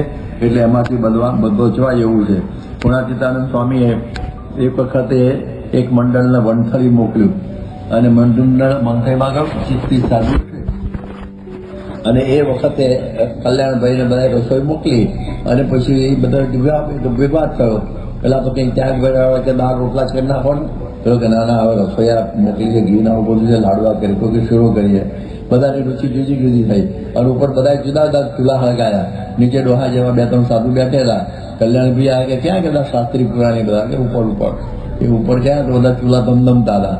તરત સમજી ગયા બધી વાત. હોશિયાર હોય ને તો આ સ્વામીને કાગળ લખ્યો, સ્વામી આ મંડળને જલ્દી પાછું બોલાવી લો, આનાથી કંઈ સમાસ નહીં થાય. અમારા ઘેર છે ને 60 માણસ એક રસોડે જમે છે, અને કંઈક આગુ પાછું થાય બોલાચાલી, ત્યારે અમે કહીએ કે તમે તો એક બાપની પ્રજા છો, એક જ અમારી બધા છો ને, તો એમાં શું અરે જૂનાગઢમાં કેટલા બધા મા બાપની જુદી જુદા બધા સાધુ આવ્યા હોય જુદા જુદા ઘરથી, અને એ બધા એક પંગતે જમે છે, જુદા જુદા કુટુંબમાંથી આવેલા. તો તમે તો એક જ કુટુંબના છો, તમને શું તકલીફ થાય છે આવું અમે સમજાવીએ છીએ. પણ અહીંયા આગળ જોશે અમારા બધા દીકરાઓ દર્શન કરવા આવશે તો હોય તો બીજી જુદી રસોઈ થાય છે, તો અમારા ઘરમાં જુદા જુદા ચોખા થઈ જશે, માટે મંદિરને પાછું બોલાવી લો. આવી રીતની પણ બધી થાય છે બાબતો. એટલે આવા બધા વિચારો થાય. જીવ પાણી માત્રમાં કામનો ભાવના બહુ પડેલી હોય છે. પશુ પંખી દેવ દાનવ માનવ બધામાં, જેને અંગ્રેજીમાં સેક્સ્યુઅલ ઇન્સ્ટિંક્ટ કહે છે ને, એ બધામાં પડેલી જ હોય છે. એમાં પછી વિવેક રહેતો નથી, એને વિવેક ન રહે. મેઘદૂતમાં કહ્યું ને કામાર્થાથી પ્રકૃતિ કૃપણા ચેતના ચેતનેશું. જે પેલો યક્ષ વાદળા સાથે પોતાની પ્રિયતમાને સંદેશો મોકલે છે, વાદળા કે સંદેશો કહેવાના છે, પણ એવું બધું. સ્વામી કે સુરતમાં સાંજે નજરા નાખવા ન જાય તો ખાધેલું પડશે નહીં, એ ગુણાતીતાનંદ સ્વામી વાત કરેલી છે. એટલા માટે વાણીનો વિવેક પણ બહુ સમજવા જેવો છે. ઘણા બધા આખા બોલાવે, એ બોલીને બગાડે. એક વખતે એક ભાઈના ત્યાં મહેમાન ગયા અને દૂધ આપ્યું, તો પછી કે પીવાનું તો ના મારે નથી પીતું, મને રુચિ નથી, મને પચે નથી. અરે પીવાનું એમાં હું મહેમાન તરીકે આવ્યા છે, એમાં બગડી જવાનું. કે ના હવે કે તમે પીલો ને, અમે સમજ્યું છું કે આ પ્રમાણે પાડાને પીવડાવી દેવાના હતા, તો તમે આવી ગયા મારી નાખ્યા, ક્યાંથી પેલો પીવે. એટલે આવા બધા ભેગા થયા હોય એટલે આવું બધું થાય. એક વખતે આચાર્ય સ્વામી નવસારીમાં અને હું બે ગામમાં ગયેલા, હવે આ તો બધા બનેલા પ્રસંગ છે, નામ નથી જતો, અને ગામમાં ગયેલા, અને હરિભક્તે અમને વાત કરી કે મારે ત્યાં એક મોટી સંસ્થાના કોઈક આવેલા, અને પછી 2000 રૂપિયાની સેવાની વાત થતી હતી. અને એ વખતે કહું હા આપીશું. ત્યાં તો પેલા આવેલું કહું હું સવારથી વડોદરાથી નીકળેલો, અને અત્યાર સુધી કોઈ યજમાન મળ્યો નહોતો. આ તમે પહેરવાલા બોકડા મળી ગયા, આ પહેલો બોકડો અહીંયા આગળ મળી ગયો, આ પેલા 2000 પાછા લઈ લીધા, મને બોકડો બનાવ્યો બોલી લો. એટલે બોલવામાં આવું બધું થાય છે. એટલા માટે પ્રિય વાક્ય પ્રદાનેન સર્વે તુષ્યંતિ જંતવ તસ્માત તદેવ વક્તવ્યમ વચને કા દારિદ્રતા. મીઠું બોલવાથી બધા રાજી થતા હોય તો પછી આમાં આપણે એ જ બોલવું.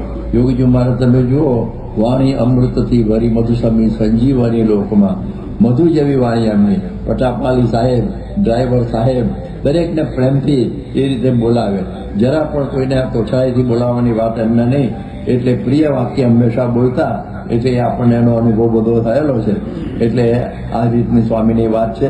હવે આપણે જોઈએ કે આપણે કોઈ સ્વયંસેવકો હોય અને પછી બધા કોઈક મહેમાન આવ્યા અને પેલા બધા કથા વાર્તા સાંભળવા આવ્યા હોય અને બધા સાચવતા હોય અને કંઈક રસોડા ઉપર ઊભા હોય સ્વયંસેવક, અને પેલો બિચારો કંઈક મોડો આવ્યો હોય, કથા પૂરી થઈ ગયો હોય અને પછી સીધો રસોડામાં જાય ને પછી અને પેલો બોલે ખાવા જ આવ્યા છો, કથા તો સવારે થઈ ગઈ, ક્યાં હતા એ વખતે. પેલો ભૂલમાં પછી મંદિરમાં પગ મૂકે નહીં, એટલે એક બ્રહ્માંડ ભાગ્યાનું પાપ ભેગું કરી લે છે. એટલે એવું બધું હોય. ઘણાને બહુ જૂઠું બોલવાની પ્રકૃતિ હોય, પોતાનું જે કાર્ય સિદ્ધ કરવું એને વારે વાર કહેવાની પ્રકૃતિ હોય. એવી રીતે બધી પ્રકૃતિઓના પર પાર નથી. આમાં બધી આ તો સ્વભાવવાની વાતો ચાલે છે. એટલે એ પ્રકારની આવી બધી પ્રકૃતિ બધી હોય છે, એને લઈને મુશ્કેલીઓ બધી ઊભી થઈ જતી હોય છે. હવે એક વખતે વ્યસન છોડવાની વાત સ્વામીએ કરેલી.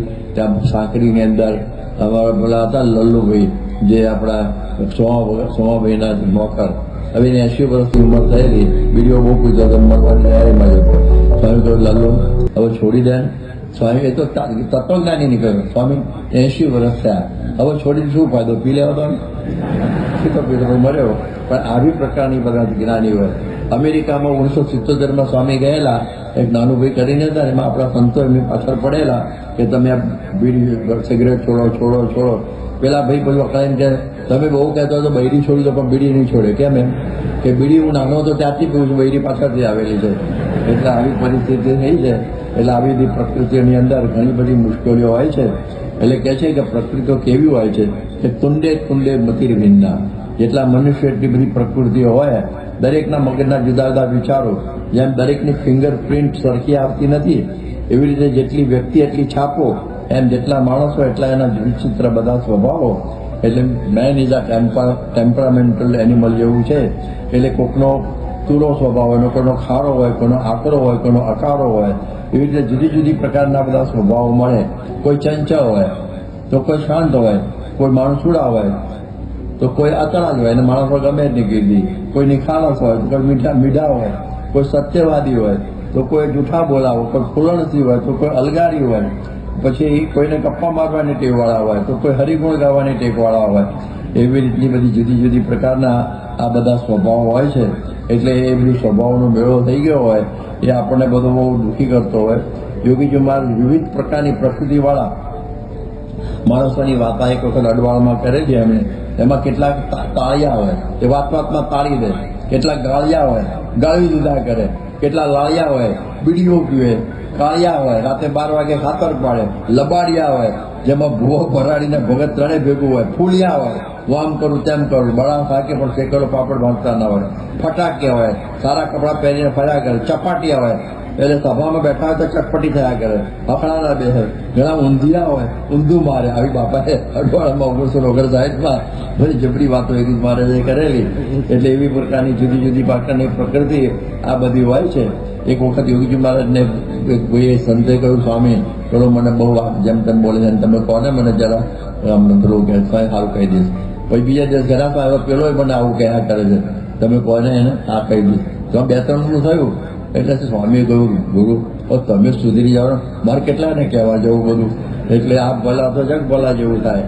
એટલે આવી પ્રકારની વાત છે. અવધનો રાજા હતો જેમનો નવાબ વાજિદ અલી, અતિ રંગીલો સ્વભાવ. કોઈ એમને કહ્યું કે આપણા રાજ્યમાં મસ્જિદની જગ્યાએ મંદિર થવાનું છે. મસ્જિદની જગ્યાએ મંદિર બાંધવાની લોકો હિમાયત કરી રહ્યા છે, બાબરી મસ્જિદ વગરની. ત્યારે એને કહ્યું કે મંદિર બન્યા મસ્જિદ બને इसमें હમે ક્યાં, હમ તો ઈશ્વર કે પુજારી હૈ. રંગીલો એને પડેલી જ નહીં, આવા હોય બધા. એટલે ઘણા બધા ખાયનું ખોદવાની પ્રકૃતિવાળા પણ આ હોય છે. આવા બધા થાય. આપણે બધા પ્રથમ 10મું વચનામૃત બધા જાણીએ છીએ સેવકરામનું. સેવકરામ હવે યોગીજી મહારાજ મને એક વખત છે ને આ બધા વચનામૃત ગોખાવા કે મારા 262 તમારી પાસે ગોખાવા મળી ગયું તો આખું 262 પણ તો શરૂ કરાવ્યું એમને પહેલા વચનામૃત હું પહોંચ્યો નથી ઠેર સુધી પણ એમાં પહેલું લે અમુક મને આપે અને પછી મોડે લઈ લે પોતે જ પાઠ લેતા અમે મોજી દળ બાજુ ફરતા હતા સર્જક પણ બધા એમાં પહેલું આવ્યું બીજું આવ્યું ત્રીજું ચોથું પાંચમું છઠ્ઠું સાતમું આઠમું નવમું તો 10મું આવ્યું ને સ્વામી કે આનંદ નહીં લે આનંદની અંદર લાઈનમાં લેતા 11મું ગોગજો મેં કેમ કે મહારાજને ભાર બહુ ઉપડાવે ને એને આપણી લાઈનમાં લેવો નહીં એટલે અત્યારે ગોગતા નહીં એટલે પછી એવું મને કહેલું આ સેવકરામ હતો. મહારાજ કહે છે કે અમે વેંકટાદ્રી સેતુબંધથી રામેશ્વર જતા હતા એમાં સેવકરામનો સાધુ મળી ગયો અને એ વખતે એને ભાગવતનું બધું ભણેલો પણ માંદો પડ્યો. એની પાસે 1000 રૂપિયાની સોનામર હતી પણ ચાકરીનો કરનારો કોઈ નહીં. પછી અમે કહ્યું તમે ચિંતા કરશો નહીં અમે ચાકરી કરીશું અને પછી તો એને લોહીખંડ પેટ પેસનું થઈ ગયેલું. પછી એક ફૂલવાડી હતી ત્યાં બધા કેળાના પાંદડાની પથારી કરીને અમે સુવાડ્યો વડની નીચે 1000 ભૂત હતા પણ અમે ભૂત નથી કંઈ તકલીફ નહોતી અને પછી તો એ બધું ધીરે ધીરે હવે સારો થવા માંડ્યો. અમની પાસે પૈસા હતા એ પછી અમને કે ગામમાં મારા માટે આ બધું લઈ આવો ખાંડ ગોળ ઘી આ બધું અને બધી રસોઈનું અને પછી એમને રસોઈ કરીને જમાડું અને પછી મારે કે હું ગામમાં ભિક્ષા માગી આવું મળે તો ઠીક ને તો ઉપવાસ પણ કોઈ દાડો અમને એવું કહ્યું નહીં કે અમારા ભેગી તમારી પણ રસોઈ કરો ને તમે અમારી સાથે જમો અને પછી સારો થયો શેર ઘી પચાય બેવો પણ એનો મણનો ભાર છે ને અમારી પાસે ઉપડાવતો ને ફક્ત માળા લઈને ચાલતો ભગત તો પણ માળા તો પકડાય અને આવું થયું પછી એને કૃતજ્ઞ જાણીને મેં એને છોડી દીધો. ત્યારે આવી પ્રકૃતિવાળા પણ બધા હોય છે એટલે બધા જુદી જુદી લોકો આ બધા ઘણી પ્રકારની મુશ્કેલીઓ ઊભી કરનારા હોય. ઘણા બધા તમે જો ઊંધું કરવાની પ્રકૃતિ હોય અહીં થૂંકવું એમ લખ્યું હોય ને થૂંકવું નહીં તો ત્યાં જ થૂંકતો હોય એવી પ્રકારની પિચકારી મારે ત્યાં આગળ.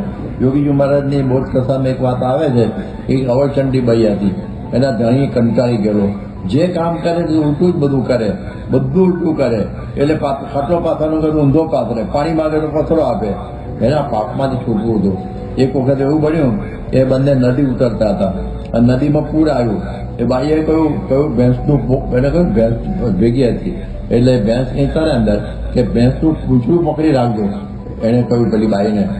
એટલે બાઈ જે કે એને ઊંધું કરો કે લે આ છોડ્યું થોડું તું કે એને પકડવાનું ગઈ ખંભાત ના ખાય હા થઈ ગયું. એટલે આવા બધા ભેગા થયા હોય છે. હવે એક વખતે યોગી મહારાજ બીજી વાત કરતા કે ગધેડા અને ઊંટને ભાઈબંધી થયેલી ગધેડા અને ઊંટની બે સાથે ચારે કરે આ બધું થાય.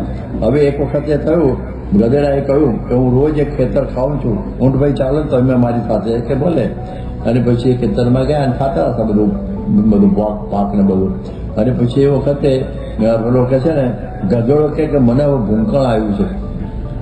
ઊંટ કે હવે ભૂંકવાનો આદે કરો પેલો માણસ સાંભળશે આ માલિક આગો પાછો ગયો છે દેખા સાંભળશે તો આપણને મારશે કે મારું ભૂંકણ રોકાય એવું નથી મૂકવું જ પડશે. અને ભૂક્યું અને પેલો આવ્યો અને ખેડૂત અને એવા ટીપ્યા બધાને બેને ગધેડી તો ભાગી ગયું પણ ઊંટને બહુ માર પડ્યો એટલે ઊંટે પોતાનો બદલો લેવો.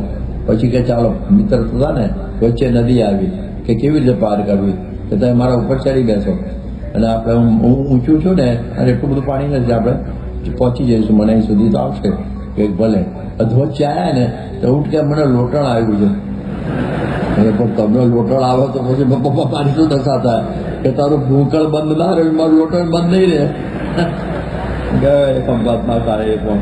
એટલે આવી પ્રકારની પરિસ્થિતિ હોય છે. એટલે આવો વાત એક યોગી બાપાની કથામાં જ બધું આવે છે. એક વખતે એક માણ હતું ને એમાં બધા માણસો બધા બેઠેલા અને એમાં એવું બનેલું કે એમાં એક ઊંટ પણ અંદર હતું મોટું વાણ હતું ને ઊંટ પણ હતું અને આજુબાજુ ઘાસ પર ઊંટ બેઠેલું અને એ વખતે એક વાદી હતો ને મદારી એ આવ્યો અને છેલ્લે કે આવી જા એટલે આવી ગયો. એની સાથે વાંદરું હતું વાંદરું. હવે વાંદરું તો ચાટક જાવું હોય એટલે જ્યારે નદી મધ્યમાં આવી ત્યારે પેલું ઊંટ છે ને ઊંઘતું હતું તેના નસકોરા છે ઊંચા નીચા થાય ઊંટ આમથી આમ એટલે વાંદરું મારું જબરું છે કે તો ત્યાં આગળ ઘાસ પડ્યું હતું ને એમાંથી એક સળી લીધી અને એના નાકમાં ફેરવી એટલે ઊંટ ભડક્યું ઊભું થઈને બમાવતા બધા ડૂબ્યા એટલે સત્સંગમાં ઘણાને આવી સળી કરવાની ટેવ હોય છે. એ સળી ના કરી છે ને તો ઘણી પ્રકારે શાંતિ રહે. અમુક એવા નવરા હોય છે ને, આવા બધા જ હોય, એટલે આવા બધા ભેગા થયા હોય. હવે એક વખતે જોનાથન સ્વામી વાત કરે, એ સુજજ્ઞાનંદ કરીને સંત હતો, સુજજ્ઞાનંદ. એને બધા કુબેરો કહેતા, એનું પૂર્વાશ્રમનું નામ હતું. હવે સંડાસ જાય ને તો ખાડા ઉપર ના બેસે, બાજુઓ બેસે, અને એને શિષ્યની અંદર નાખતું બહુ.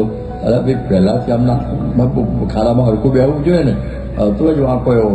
એટલે ઘણી વખતે આવા જુદા જુદા હોય છે.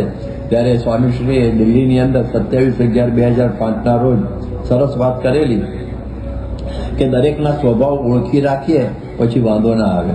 સ્વભાવ ઓળખી રાખવાનો કે આવો જ છે, આનો સ્વભાવ આવો છે એમ જાણીને મનમાંથી કાઢી રાખવું. પણ યાદ રાખીએ અને બીજાને કહીએ તો લાંબુ ચાલે, માટે મૌન રાખવું. કારેલા કડવા જ હોય અને ગોળ ગળ્યો જ હોય. માટે વ્યક્તિનો જે સ્વભાવ છે ને એ જાણી રાખ્યો હોય ને તો કોઈ પ્રકારનો ધોખો છે ને એ આપણને ન થાય. ઘણા બધાને સૂચન કર્યા કરે, પોતે અમલીકરણ ન કરી શકે, પણ આ પ્રમાણે સૂચનો જ કર્યા કરે. આમ શું હરતી ફરતી સૂચન પેટી હોય એવા બધા. ઘણા બધા માટીના ઢેફા જેવા હોય, ઢેફું પાણીથી પલળે અને પેશાબથી પલળે. એટલે આવાની વિચારધારા સ્થિર ના હોય. મિર્જાપુરી લોટાની બેઠક જ ના હોય તો લડુ ક્યાં કરે, એવી પ્રકારની પ્રકૃતિવાળા આમથી આમ પંગોળાએ કરતા હોય છે. એટલે આવું બધું આવે. ઘણી વખત મા બાપને એક વિચિત્ર સ્વભાવ હોય છે કે દીકરા પાસે પોતાનું ધાર્યું કરાવવાનું. હવે એની ઈચ્છા હોય કે મારે એન્જિનિયરિંગમાં જવું છે, પણ બાપો કે તું મેડિસિનમાં જ જા, પરાણે અને ધકેલે, અને પછી પેલો બિચારો દુઃખી થઈ જાય. તો એવી પ્રકારની પરિસ્થિતિ આ બધી કેટલા બધા થાય છે. એટલે આવી વાત ઘણી વખતે વધુ પડતી બાળકોની કાળજી રાખવા જાય ને એમાંથી પણ મુશ્કેલી કે કઈ ટૂથપેસ્ટ વાપરવી, કેવા કપડાં પહેરવા, કયો સાબુ વાપરવો. એટલે છોકરાને જરાય સ્વતંત્રતા રાખે જ નહીં. તો એ પણ પ્રકારે મુશ્કેલીઓ ઘરની અંદર ઊભી કરવાનું બને છે કે વધુ પડતો છોડ છે ને એ કોવાટ મારે, અને વધુ પડતો આ છોડને કરમાવી મારે. એટલે મા બાપની જે આવી અંતિમવાદી પ્રકૃતિ હોય એ છોકરાને ભીસાવી દે છે. એટલે આવી પ્રકારે બધું સમજવાનું છે. એક વખત એવો પ્રસંગ બન્યો કે એક પ્રસિદ્ધ દાર્શનિક આપણા સોક્રેટિસ પશ્ચિમના ફરતા ફરતા એક ઘરમાં આવ્યા. એમને એક વૃદ્ધ વ્યક્તિની આ મુલાકાત થઈ. બંને એક સાથે હળીમળી ગયા. સોક્રેટિસે પેલા વૃદ્ધને પૂછ્યું કે આપનું જીવન ખૂબ આનંદથી વીત્યું છે, પણ હાલમાં આપને કોઈ મુશ્કેલી પડે છે ખરી? ત્યારે પેલા વૃદ્ધે સોક્રેટિસને તરફ જોઈને હસાને કહ્યું, મારા પરિવારની જવાબદારી મેં આ પુત્રોને સોંપી દીધી, એટલે નિશ્ચિંત છું. તેઓ જે કહે તેમ કરું છું. તેઓ જે ખાવા આપે તે ખાઈ લઉં છું. પૌત્ર પૌત્રીઓ સાથે હસુ રમું છું. સંતાનો ભૂલ કરે ત્યારે મૌન રહું છું. એમના કામમાં જરાય દખલ કરતો નથી. પરંતુ જ્યારે તેઓ સલાહ લેવા આવે ત્યારે મારા જીવનના અનુભવો તેમની સમક્ષ રજૂ કરું છું, અને કરેલી ભૂલો અને દુષ્પરિણામો તરફ એમને સાવચેત કરું છું. તેઓ મારી સલાહ પ્રમાણે વર્તે કે ન વર્તે એની ચિંતા કરતો નથી. ત્યારે ફરીથી પાછા મારી પાસે ફરી આવે તો ફરી પાછું કહું છું. એટલે આ પ્રમાણે હું ફરીવાર સલાહ આપું છું. આને લઈને મને આનંદ રહે છે. ઘણા તો ટક બુઢાઓ કરતા હોય છે, પણ ન છૂટકે એમને પછી વૃદ્ધાશ્રમમાં મૂકવાની ફરજ પડતી હોય છે. એવું હોય. ઘણાની છે ને રંગી ભંગી પ્રકૃતિ હોય, ક્ષણે રૂષ્ટા ક્ષણે એવી પ્રકારના પણ બધા હોય છે. એટલે આવા બધા જુદી જુદી પ્રકારના હોય છે. શ્રીજી મહારાજ કે મારી એવી પ્રકૃતિની ઘણા વખત સુધી આનો સ્વભાવ જોઉં, પછી એમ થાય કે ભાઈ આ બરોબર છે કે નહીં એવું, પણ તરત જ એવા અભિપ્રાય લઈ લેવા એવું મારી પ્રકૃતિ મહારાજ કે નથી. એટલે ઘણા બધાની મેલિશિયસ પ્રકૃતિ હોય, મેલી પ્રકૃતિ હોય, એવી પ્રકૃતિ. ઘણી વખત બધા અધિકારીઓ હોય, આ ગાંધીનગરમાં હોય દાખલા તરીકે, અને પછી કોઈક ભૂજથી આવ્યો બિચારો સામાન્ય માણસ, અને પછી એનું બધું કામ કરવા માટે ત્યારે કે ભાઈ જો કાલે આવજે. એ સાહેબ અત્યારે બતાવવાનું છે, ભૂજથી આવું છું, રાતે ક્યાં રહું, ક્યાં ખાવું, ક્યાં કરું, હું કાલે પાછું હું કેવી રીતે આવું? એ કે કાલે એટલે કાલે. હવે આજે પતી શકતું હોય, પણ વૃત્તિ જેવી પેલા ધક્કે ચડાવોને હેરાન કરો તેવી પ્રકૃતિવાળા લોકો પણ આવા બધા હોય છે.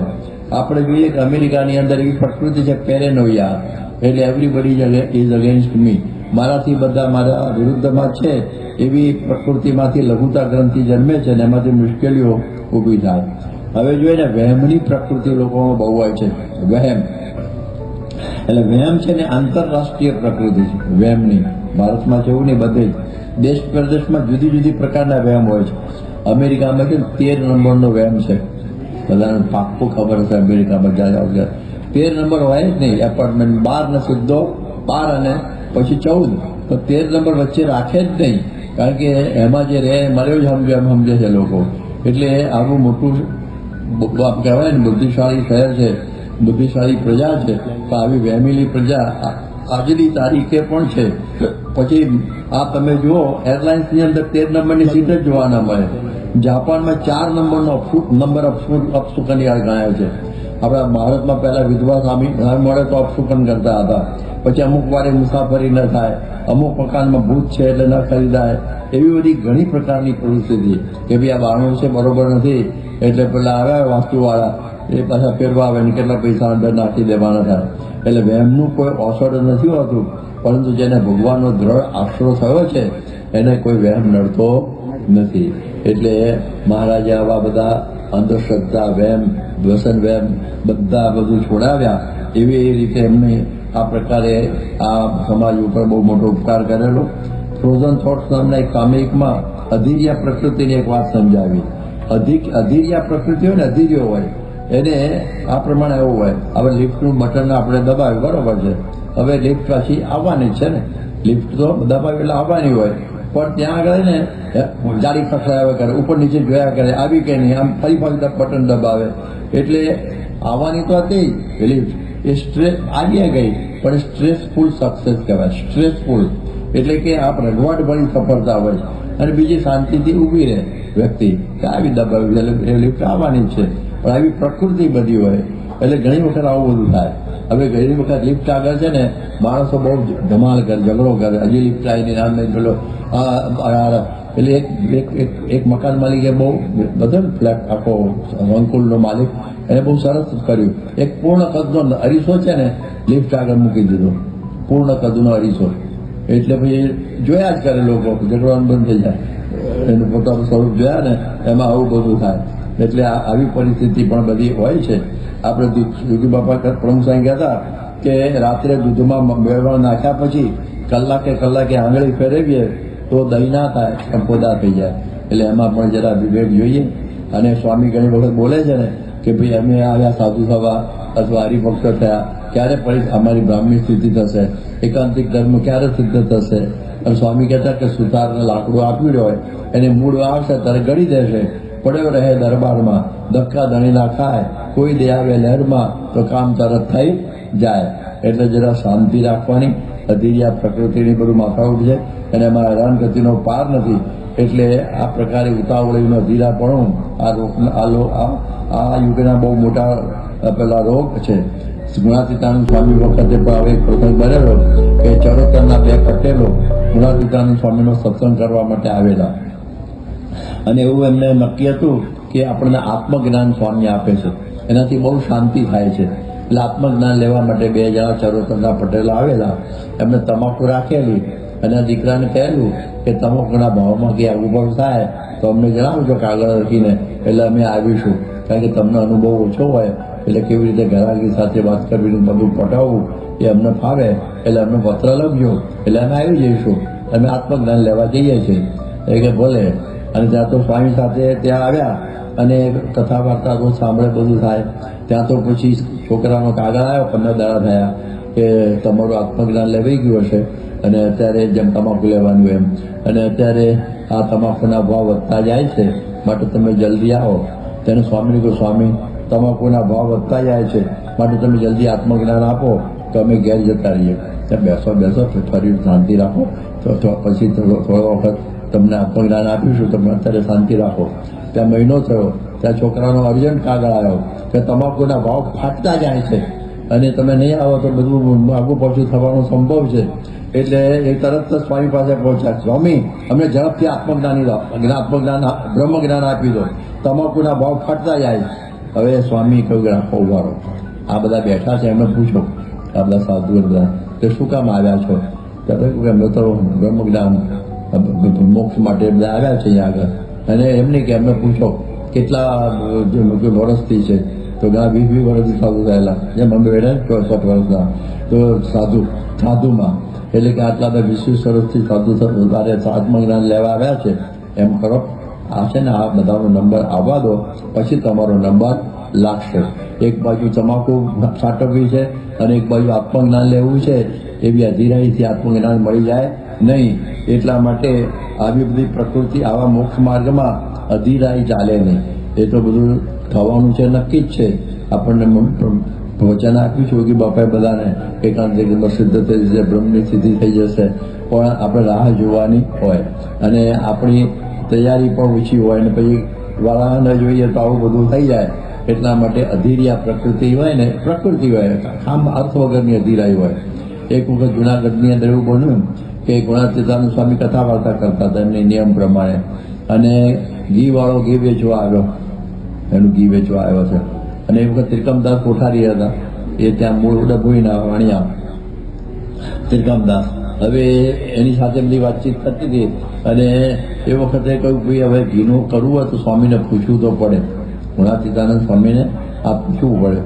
એટલે પછી એની સ્વામી પાસે ગયા કે સ્વામી આ પેલો ઘી વાળો આવ્યો છે, સ્વામી કે કથા ચાલે છે ને, એ કથા પૂરી થાય ને પછી આપણે એટલું કરીએ. અને આ કોઠારીની અધીરાઈ બહુ હતી અને કંઈક સ્વામી હવે કથા તમે જો નહીં આપણે કરીએ ને ઘી વાળો વયો જશે, ઘી વાળો વયો જશે, જતો રહેશે. હવે સ્વામી કે ભલે જવું હોય તો જતો રહે, પણ કથા પૂરી થયા પછી જ આપણે એનો સોદો કરવા આવીશું. પેલો પાછળ જ હતો ઘી વાળો, એ કોઠારીની પાછળ જ ઉભો સાંભળી ગયો. એને કહ્યું સ્વામી સ્વામી મારે કોઈ પ્રકારની ઉતાવળ નથી, મને તો શાંતિ છે અને આજે તમારી કથાઓનો લાભ મળે છે. આ તો તમારા કોઠારી અધીરિયા થઈ જાય છે, બાકી મારે તો એક સામટું ઘેર વેચાય તો મારો તો ફાયદો થઈ જાય. સ્વામી કહ્યું આવા હોય છે, આવી અધીરાઈ પ્રકૃતિ કથાની અંદર પણ વિક્ષેપ કરાવે એવી પ્રકારની પરિસ્થિતિ હોય છે. એટલે આવી અધીરાઈ વાળો સ્વભાવ પણ ઘણી વખતે હોય છે. વિખ્યાત રશિયન ચિંતક સોલ્જેનિત્સિન કહેતા કે આ સદીના બે મોટા છે ને, એ બે મોટા રોગ છે. એક ઉપર છલ્લી પ્રકૃતિ અને બીજું ઉતાવળિયાપણું. ઉપર છલ્લી સુપરફિશિયલ, જે કંઈ ભણવાનું પડે એવું, સત્સંગ પડે એવો બધું ઉપર છલ્લું કરે. અને બીજું હોય ઉતાવળિયાપણું, જલ્દી જલ્દી જલ્દી બોલે ને. પૂજા પૂજાઓ મેં સરસ રીતે કરી એવું ના બોલે, પૂજા પતાવી દીધી, શું કે પેલું પતાવવા ઉપર શબ્દ વાપરે, એવું બધું બને. એક વખતે એક રમૂજી વાત બનેલી.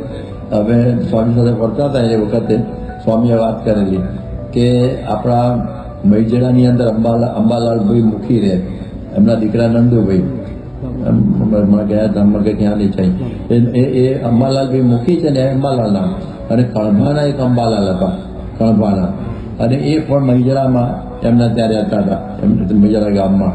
અને એ છે ને એ મૈજડાના જે કણભાના અંબાલાલભાઈ છે, આપણા પૂજ્ય આદર્શ જીવન સ્વામીને બધા એમના પૂર્વમાં બધા સગામાં હતા.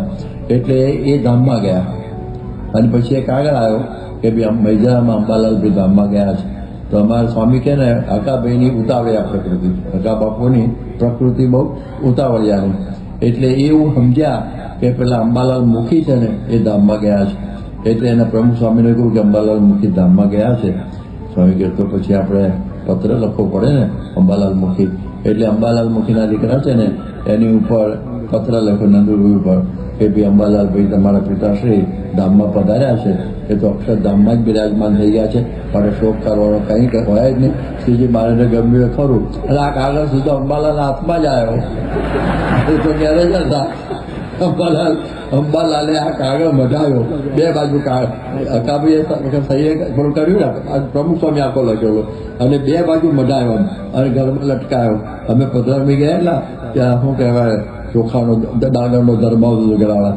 મારે કે હવે કોઈ ચિંતા નહીં કે શું આ વિઝા આમાં ચોખ્ખું લખ્યું છે કે તમારા પિતા અક્ષરધામમાં ગયા છે, આ રાખી મૂક્યો છે કાગળ, આ મારો મરવાનું થાય સીધો આ ધરવાનું, એટલે મને કોઈ અક્ષરધામ સુધી રોકી શકે નહીં. સ્વામી આપણે ભારે છે, મારા હાથમાં જ લખેલો કાગળ છે અને મને બતાવે છે, ઘરમાં હજી લગ્ન છે. હવે તો ધામમાં ગયા, પણ આજે આવી ઉતાવળી આ પ્રકૃતિની અંદર આવા બધા પ્રસંગો બધા બની જતા હોય છે. એટલે એવું બધું થાય. નકામી પછી ને નકામી ઉતાવળ કરવામાં પડાપડી બહુ હોય. આપણે છે ને સભામાં એક રાયરાત કરવી પડે, કોઈ ઊભા થવું નહીં, લાઈનમાં આવવું, સ્વામી જ્યાં સુધી ઉતારે પહોંચે નહીં ત્યાં સુધી કોઈ ઉતાવળ કરવી નહીં, આવું બધું કરવું હોય. અમે એક વખત સાંકરીમાં હતા અને પેલા ઉર્દુ શકે આવી જાહેરાત કરી કે ભાઈ સ્વામી જ્યારે અહીંથી નીકળી જાય, બહાર પહોંચી જાય ત્યાં ઉતારે ત્યાં સુધી કોઈ ઊભું થવું નહીં. એમાં એક વ્યક્તિ ઊભી થઈ, સત હતા, હું નામ નથી થતો, અને એ ઊભા થયા અને સ્વામીએ કહ્યું, કેમ ઊભો થયો, કેમ ઊભો થયો? આમ જાહેરાત થઈ. એને એક જ અક્ષર, એક જ શબ્દમાં જવાબ આપ્યો, સ્વભાવ. સ્વામી હસી પડે, અને માનો શું કહેવું આપણે? એટલે સરસ જવાબ આપ્યો, સ્વભાવ. એટલે આપણો સ્વભાવ જ હોય છે, ઉતાવળ એવી રીતે. ઘણા લોકો છે ને વર્કાહોલિક હોય, એટલે કામમાં વયા કરે. એટલે ગુણાતીતાન સ્વામી કે એવું ના કરું, ભજન કરતા કરતા ક્રિયા કરવી. એટલા માટે સ્વામી તો ઘણી વખતે મંદિરની પેલું બધું હોય ને સેવા, એ કથા પછી કહેતા. કથા પછી બધાને વારા કે જો કથાને પહેલા કહ્યું હોય ને તો બે પ્રકાર પડે કે સંકલ્પો થયા કરે, કથામાં ધ્યાન ના આવે, હવે મારે મને આ સોંપી છે રસોડાની જબરદસ્ત, હવે ત્યાં જઈશું, આમ કરીશું. અને ઘણા બીજો પ્રકાર એવો હોય ને કથા મૂકીને ક્રિયામાં જ જતો રહે, પતાવી દઉં કે પછી મારે પૂરી થઈ જાય, સુઈ જવું. તેવી પ્રકારના આવા બધા હોય છે. એટલે આવા પ્રકારના માણસો બધું જોવું જોઈએ. એટલે આ પ્રમાણે કહે છે કે ઘણા બધા હાઈપર ટેન્શનમાં જીવતા હોય છે અને ઘણા બધા વધુ સંવેદનશીલ હોય છે. પણ સ્વામી કહેતા કે મહારાજના માથે મૂકો, જે ભગવાન કરતા હશે એ સારું કરતા હશે એમ સમજીને આપણે ટેન્શન ફ્રી રહેવું. ઘણાની પ્રકૃતિ છે ને, મારી પણ એમાં આવે જ છે એવી કે ટેન્શન વાળી પ્રકૃતિ હોય કે એને કંઈ ને કંઈ કોઈને નાખી દેવા જેવી બાબતનું ટેન્શન રહેતું હોય. સામાન્ય ધોબીના ઘેરથી કપડાં લાવવાના છે ને એનું ટેન્શન હોય એને, એટલે ઠાવ ટેન્શન વાળી વ્યક્તિ હોય અને અનેક પ્રકારના ટેન્શનમાં પડતો હોય. એટલે એવું બધું બને. એટલે સ્વામી કહે છે બધું મહારાજના માથે મૂકો. આખો દિવસ આપણે જે કંઈક પ્રશ્ન હોય એને ઉકેલવા માટે પ્રયત્ન કરો અને રાત્રે મહારાજના માથે મૂકીને પછી ભૂઈ જવું, એટલે તો રાતે ઊંઘે નહીં આવે. હેરાન થઈ જશો ટેન્શનમાં. ગોળીઓ ખાશો ને તો ઊંઘ નહીં આવે. એટલે ટેન્શન ફ્રી થવાની વાત કરતા. એના માટે આપણને એક પ્રસંગ ખ્યાલ છે કે જ્યારે શ્રીજી મહારાજ લોજની અંદર આવેલા અને એ વખતે બાજુમાં શીલ ગામ છે અને એમાં બધા ચીભડા હતા ને એ લાવવાના હતા. એક દેવો ભગત હતા, વાણિયા હતા, દેવા ભગત. એને કહ્યું કે આ નીલકંઠ વણીને કે તમે જઈને ચીભડા બધા લઈ આવો. હવે ત્યાં ગયા ત્યાં તો 18 મણ હતા બધા ચીભડા. કે ગાડું વાળું લાયા નથી કે ના કંઈ જરૂર નહીં. નીલકંઠ વણી કે તમે એક મોટો ઘાસો કરો 16 મણનો અને મારા માથે મૂકી દેજો. અરે કે શું પણ હું કહું છું ને મૂકજો. તે બધો ઘાસો આવ્યો ને એમાં 1.5 મણ જેટલું વધ્યા ચીબડા. એની નાની ઘાસરી કરી. એટલે હવે બધા 5-10 જણા ભેગા થઈ નીલકંઠ વણે બેસી ગયા ઉપર ઘાસરો ચડાવી દીધો અને પેલા દીવા ભગત ઉપર 1.5 મણની ઘાસરી ચડાવી, આ 16 મણનો, આ 1.5 મણની, અને ચાલ્યા. દેવો ભગત છે ને હોશિયાર હતો, તે જુએ કે નીલકંઠ વણી હાથમાં માળા લઈને ચાલે છે અને ઘાસડો છે ને એક હાથ ઉપર ચાલે છે. મહારાજને માથા ઉપર તો નથી પણ એક હાથ ઉપર ચાલે છે અને મારે સાથે ચાલે છે ઘાસડો. અને મારે તો આ 1.5 મણમાં તો મારે તો ડોકી બેસી ગઈ. એટલે ગામ નીકળતા એક મોટો ઓટલો આવ્યો કે નીલકંઠ શું છે? ઉભારો. એ ઓટલા ઉપર ચડી ગયો અને પેલો 1.5 મણનો હતો ને એ નીલકંઠના હો ઉપર મૂકી દીધો અને એ માળા લઈ ચાલવા મંડી પડ્યો. એટલે આપણે આટલું સમજવાનું છે કે અનંત બ્રહ્માંડનો ભાર મહારાજ સ્વામી મહંત સ્વામી ઉપાડીને ફરે છે. આપણે 1.5 મણનું લઈને ફરવાની જરૂર નથી. એના માથે મૂકી દો, બહાર લાગશે નહીં અને શાંતિની માળા ફેરવતા જશો. આટલું સમજવાનું છે. એટલે કે જબ સોંપ દિયા હૈ જીવન કા સબ ભાર તુમારે માથો મેં, એના હાથોના બધા માથે. એટલે ભગવાનના માથે આ ભાર મૂકી દઈએ ને તો આપણને કોઈ પ્રશ્ન ઉપસ્થિત થાય નહીં. વધુ પડતી ગણી છે ને સેન્સિટિવ વ્યક્તિ છે ને એને બહુ તકલીફ થાય. એ આપઘાત પણ કરી લે. સાને ગુરુજી મહારાષ્ટ્રના બહુ મોટા સાહિત્યકાર શ્યામશિયાઈ નામની એક નવલકથા એમની બહુ પ્રસિદ્ધ હતી. તો એ છે ને એમ થયું કે આટલી બધી મેં સમાજ માટે બધી પ્રવૃત્તિ કરી સુધારવા માટે અને સમાજ સુધર્યો નહીં, બસ એમાં ને એમાં આપઘાત કરી નાખ્યો. એમને જાણીતી વાત છે, કહેવામાં નથી. તો આવું બધું વધારે પડતા સેન્સિટિવ થવામાં આ પરિસ્થિતિ થવાનો પણ પ્રસંગ થાય. આ પ્રમુખ સ્વામી આટલું બધું કહે છે. હવે બધા કંઈ સુધરી જાય એવું બનતું નથી. ઘણા બધાને વાતો કરે, 100માંથી એક જ કંઈ લાગી કે ના લાગી, પણ કોઈ દિવસે એમને નિરાશા થઈ નથી કે ભાઈ જીવ તો એવા જ હોય. એવી પ્રકારની વાત બને છે.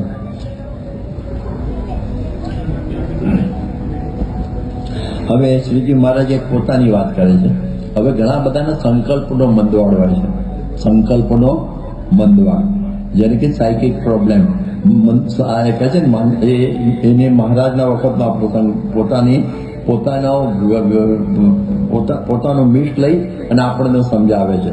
આપણે બધાને ખબર છે કે વિક્રમ સંવત 1878ની ફાગણ સુદ ત્રીજના દિવસે શ્રીજી મહારાજે આ અમદાવાદની અંદર નરનારાયણ દેવની પ્રતિષ્ઠા કરી અને પછી 2-3 દિવસમાં બીજે જ દિવસે 84 કરવાની સંકલ્પ કર્યો.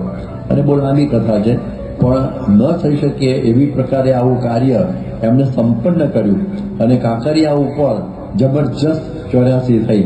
આ મહારાજનું મોટામાં મોટું ઐશ્વર્ય. શ્રીજી મહારાજના 2-3 ઐશ્વર્યો ગણાય છે.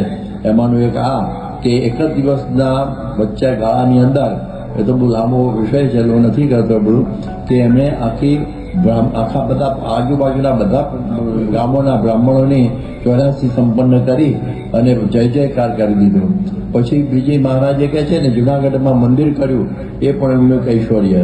અને ત્રીજું વડોદરાની અંદર પેલા દિવાનના આટલા વિરોધની સાથે પણ મહારાજે ત્યાં પધરામણી કરેલી, એ બધા એમના એક ઐશ્વર્યો ગણાય છે. એટલે આ એક પણ ઐશ્વર્ય થયેલું. અને એ વખતે આ પ્રમાણે પ્રતિષ્ઠા થઈને બહુ જબરજસ્ત થયું. કાંકરિયા ઉપર તો માણસ માય નહીં અને બ્રાહ્મણો બધું આ ધમધમાટ બધું ચાલે 84નું આ બધું. અને પછી આમાં વાત કરે છે મધ્યના 22માં કે અમે અમદાવાદમાં શ્રી નરનારાયણ દેવની પ્રતિષ્ઠા કરવા ગયા હતા, ત્યારે હજારો માણસોનો મેળો ભરાયો હતો. પણ જ્યારે નરનારાયણ દેવની પ્રતિષ્ઠા થઈ રહી અને અમદાવાદના બ્રાહ્મણો 84 જમી રહ્યા, પછી અમે સાબદા થઈને ચાલી નીકળ્યા. અંતે જતલપુરમાં જઈને રાત રહ્યા અને પછી ત્યાં જઈને એવો વિચાર કરવા માંડ્યો કે જેટલા માણસ દેખ્યા છે અને જેટલી પ્રવૃત્તિ દેખી છે તે ટાળી નાખવી. પછી તેને વિચારવાને અત્યારે હજારમાંથી દુઃખ થયું, શરીરે માંદા થઈ ગયા. પછી ધોળકે જઈને રાત રહ્યા અને ત્યાંથી એ વિચારમાં ગામ કોઠને ગણેશ ધોળકાની રાણામાં જઈને રાત રહ્યા. એ વિચાર એવો કરવા માંડ્યો કે દેહની સ્મૃતિ ન રહી અને વિચારતા વિચારતા સર્વ પ્રવૃત્તિને વિચારી મેલી. એવી રીતે કે કાંકરિયા તળાવે ઉતર્યા નહોતા અને મેળો પણ ભરાયો નહોતો. કહેવત બની ગઈ છે અત્યારે ગુજરાતમાં કે શ્રીજી મહારાજના કાંકરિયા મેં પ્રવૃત્તિ અને પ્રવૃત્તિનો ફેર આપણને બધાને ચડે. કે લગ્નનો ઘરમાં પ્રસંગ હોય અથવા બીજા કંઈ સારા મોટા પ્રસંગો બધા હોય ત્યારે એનો ફેર ચડી જાય અને ઉતરવો બહુ મુશ્કેલ થઈ જાય, અતિ કઠણ પડી જાય છે. મહારાજ આપણી વાત એ પોતા ઉપર લઈને આપણને સમજાવે છે કે અમે આટલી બધી પ્રવૃત્તિ અમદાવાદમાં કરી, આ બધી પ્રતિષ્ઠાની કાંકરિયા પર બધાને જમાડ્યા ના, તે પ્રવૃત્તિનો ફેર ચડી ગયો અને સંકલ્પ થવા માંડ્યા અને સંકલ્પનો મંદવાડો તો એ થઈ ગયો. અને પછી તો વિચાર કરી દીધો તો કાંકરિયા ગયા નહોતા અને મેળો ભરાયો નહોતો. એવી રીતે સર્વે ઘાટ ટાળી નાખ્યા અને લૌકિક ઘાટ મટી ગયા અને અંતરદ્રષ્ટિ રહેવા માંડી. અહીં શ્રીજી મહારાજ નરનાટ્ય દ્વારા આપણને પ્રવૃત્તિ કેવી રીતે કરવી અને પ્રકૃતિ કેવી રાખવી એનું આ માર્ગદર્શન આપે છે. અહીં અમદાવાદની અંદર પ્રમુખ સ્વામી વધારેલા 8/12/1990 રોજ, ત્યારે સ્વામી કુક અમદાવાદના આ પ્રસંગ દ્વારા જે હમણાં ઉપર વર્ણ્યો નવે, મહારાજે બ્રહ્માંડના બધા જીવોને સુખ્યા થવાનો વિચાર આપ્યો છે, તેથી સુખ શાંતિ રહે અને કામમાં સફળતા રહે. આટલું મોટો પ્રવૃત્તિ હોય તરત જ એને વિચારી મૂકવી બહુ અઘરી છે. આપણે પણ જોયું છે કે આપણા મોટા મોટા સમયાઓ થાય તરત જ સ્વામી ત્યાંથી સાંજે જ નીકળી જાય. અને એક વખત મને યાદ છે કે અમદાવાદનો સમયો થયો શ્રીજી મહારાજની શતાબ્દીનો, સ્વામી તરત જ નીકળીને રસલાલી પહોંચી ગયા. પછી ત્યાંથી વિચરણમાં આગળ નીકળી ગયા. એ જાણે કંઈ થયું જ નથી, કાંકરિયા ગયા નહોતો, મેળો ભરાયો નહોતો. સ્વામીની જન્મ જ્યારે તુલા થયેલી સુવર્ણની આપણા 1985ની અંદર લંડનની અંદર ક્વીન્સ પાર્ક રેન્જર સ્ટેડિયમની અંદર 20,000 માણસો ભેગા થયેલા અને વરસાદ બધે પડે ને એવું પાછું ઐશ્વર્ય દેખાયેલું. અને બધા શું કહેવાય મહાત્માઓ પણ હતા, મોટા મિનિસ્ટરો હતા, રોડ બોયસન એવા બધા, અને બધા ઘણા બધા વિદ્વાનો બધા ભેગા થયેલા અને ડંકો વાગી ગયેલો. અદ્ભુત આપણે જોઈએ ને એ જે શાસ્ત્રી મહારાજના જન્મ સુવર્ણતુલા થયેલી એના પછી 36 વર્ષે પહેલી વખત આ થતી હતી સંપ્રદાયમાં. બધાનો ઉત્સાહનો પાર નહીં, આટલું બધું થયેલું. અને જ્યારે પૂરું થયું, હજી અમને તો હજી આનો કેપ ઉતર્યો નથી, આજે ચડી ગયેલો. અમારી કે તુલા બોલા કંઈ થઈ નહોતી, સ્વામીની થયેલી, તો આપણે ઉપસ્થિત હતા એનો કેપ છે કે આપણે ત્યાં હાજર હતા. અને સ્વામી જેવા મોટરમાં બેઠા, અમે સાથે જ હતા, તરત જ દેશથી આવેલા ટપાલો છે ને એ બધી વાંચવા માંડી પડ્યા. એટલે એ ટપાલો વાંચવા પડી ગયા. જાણે કંઈક થયું જ નથી કે આટલો મોટો સમય થયો, આ થઈ ગયો, તદ્દન એક સેકન્ડમાં ભૂલી ગયા. આ બહુ અઘરું છે, બહુ અઘરું છે. ત્યારે આ આપણને ફેર ન ચડે એવી પ્રકારની આ પ્રકૃતિ અહીંયા આગળને બતાવી. હવે એની બીજી બધી વાતો હવે આપણે આગળ ચલાવીશું. હવે આગળના કાર્યક્રમમાં આપણે જોડાઈશું. સ્વામિનારાયણ ભગવાનની જય.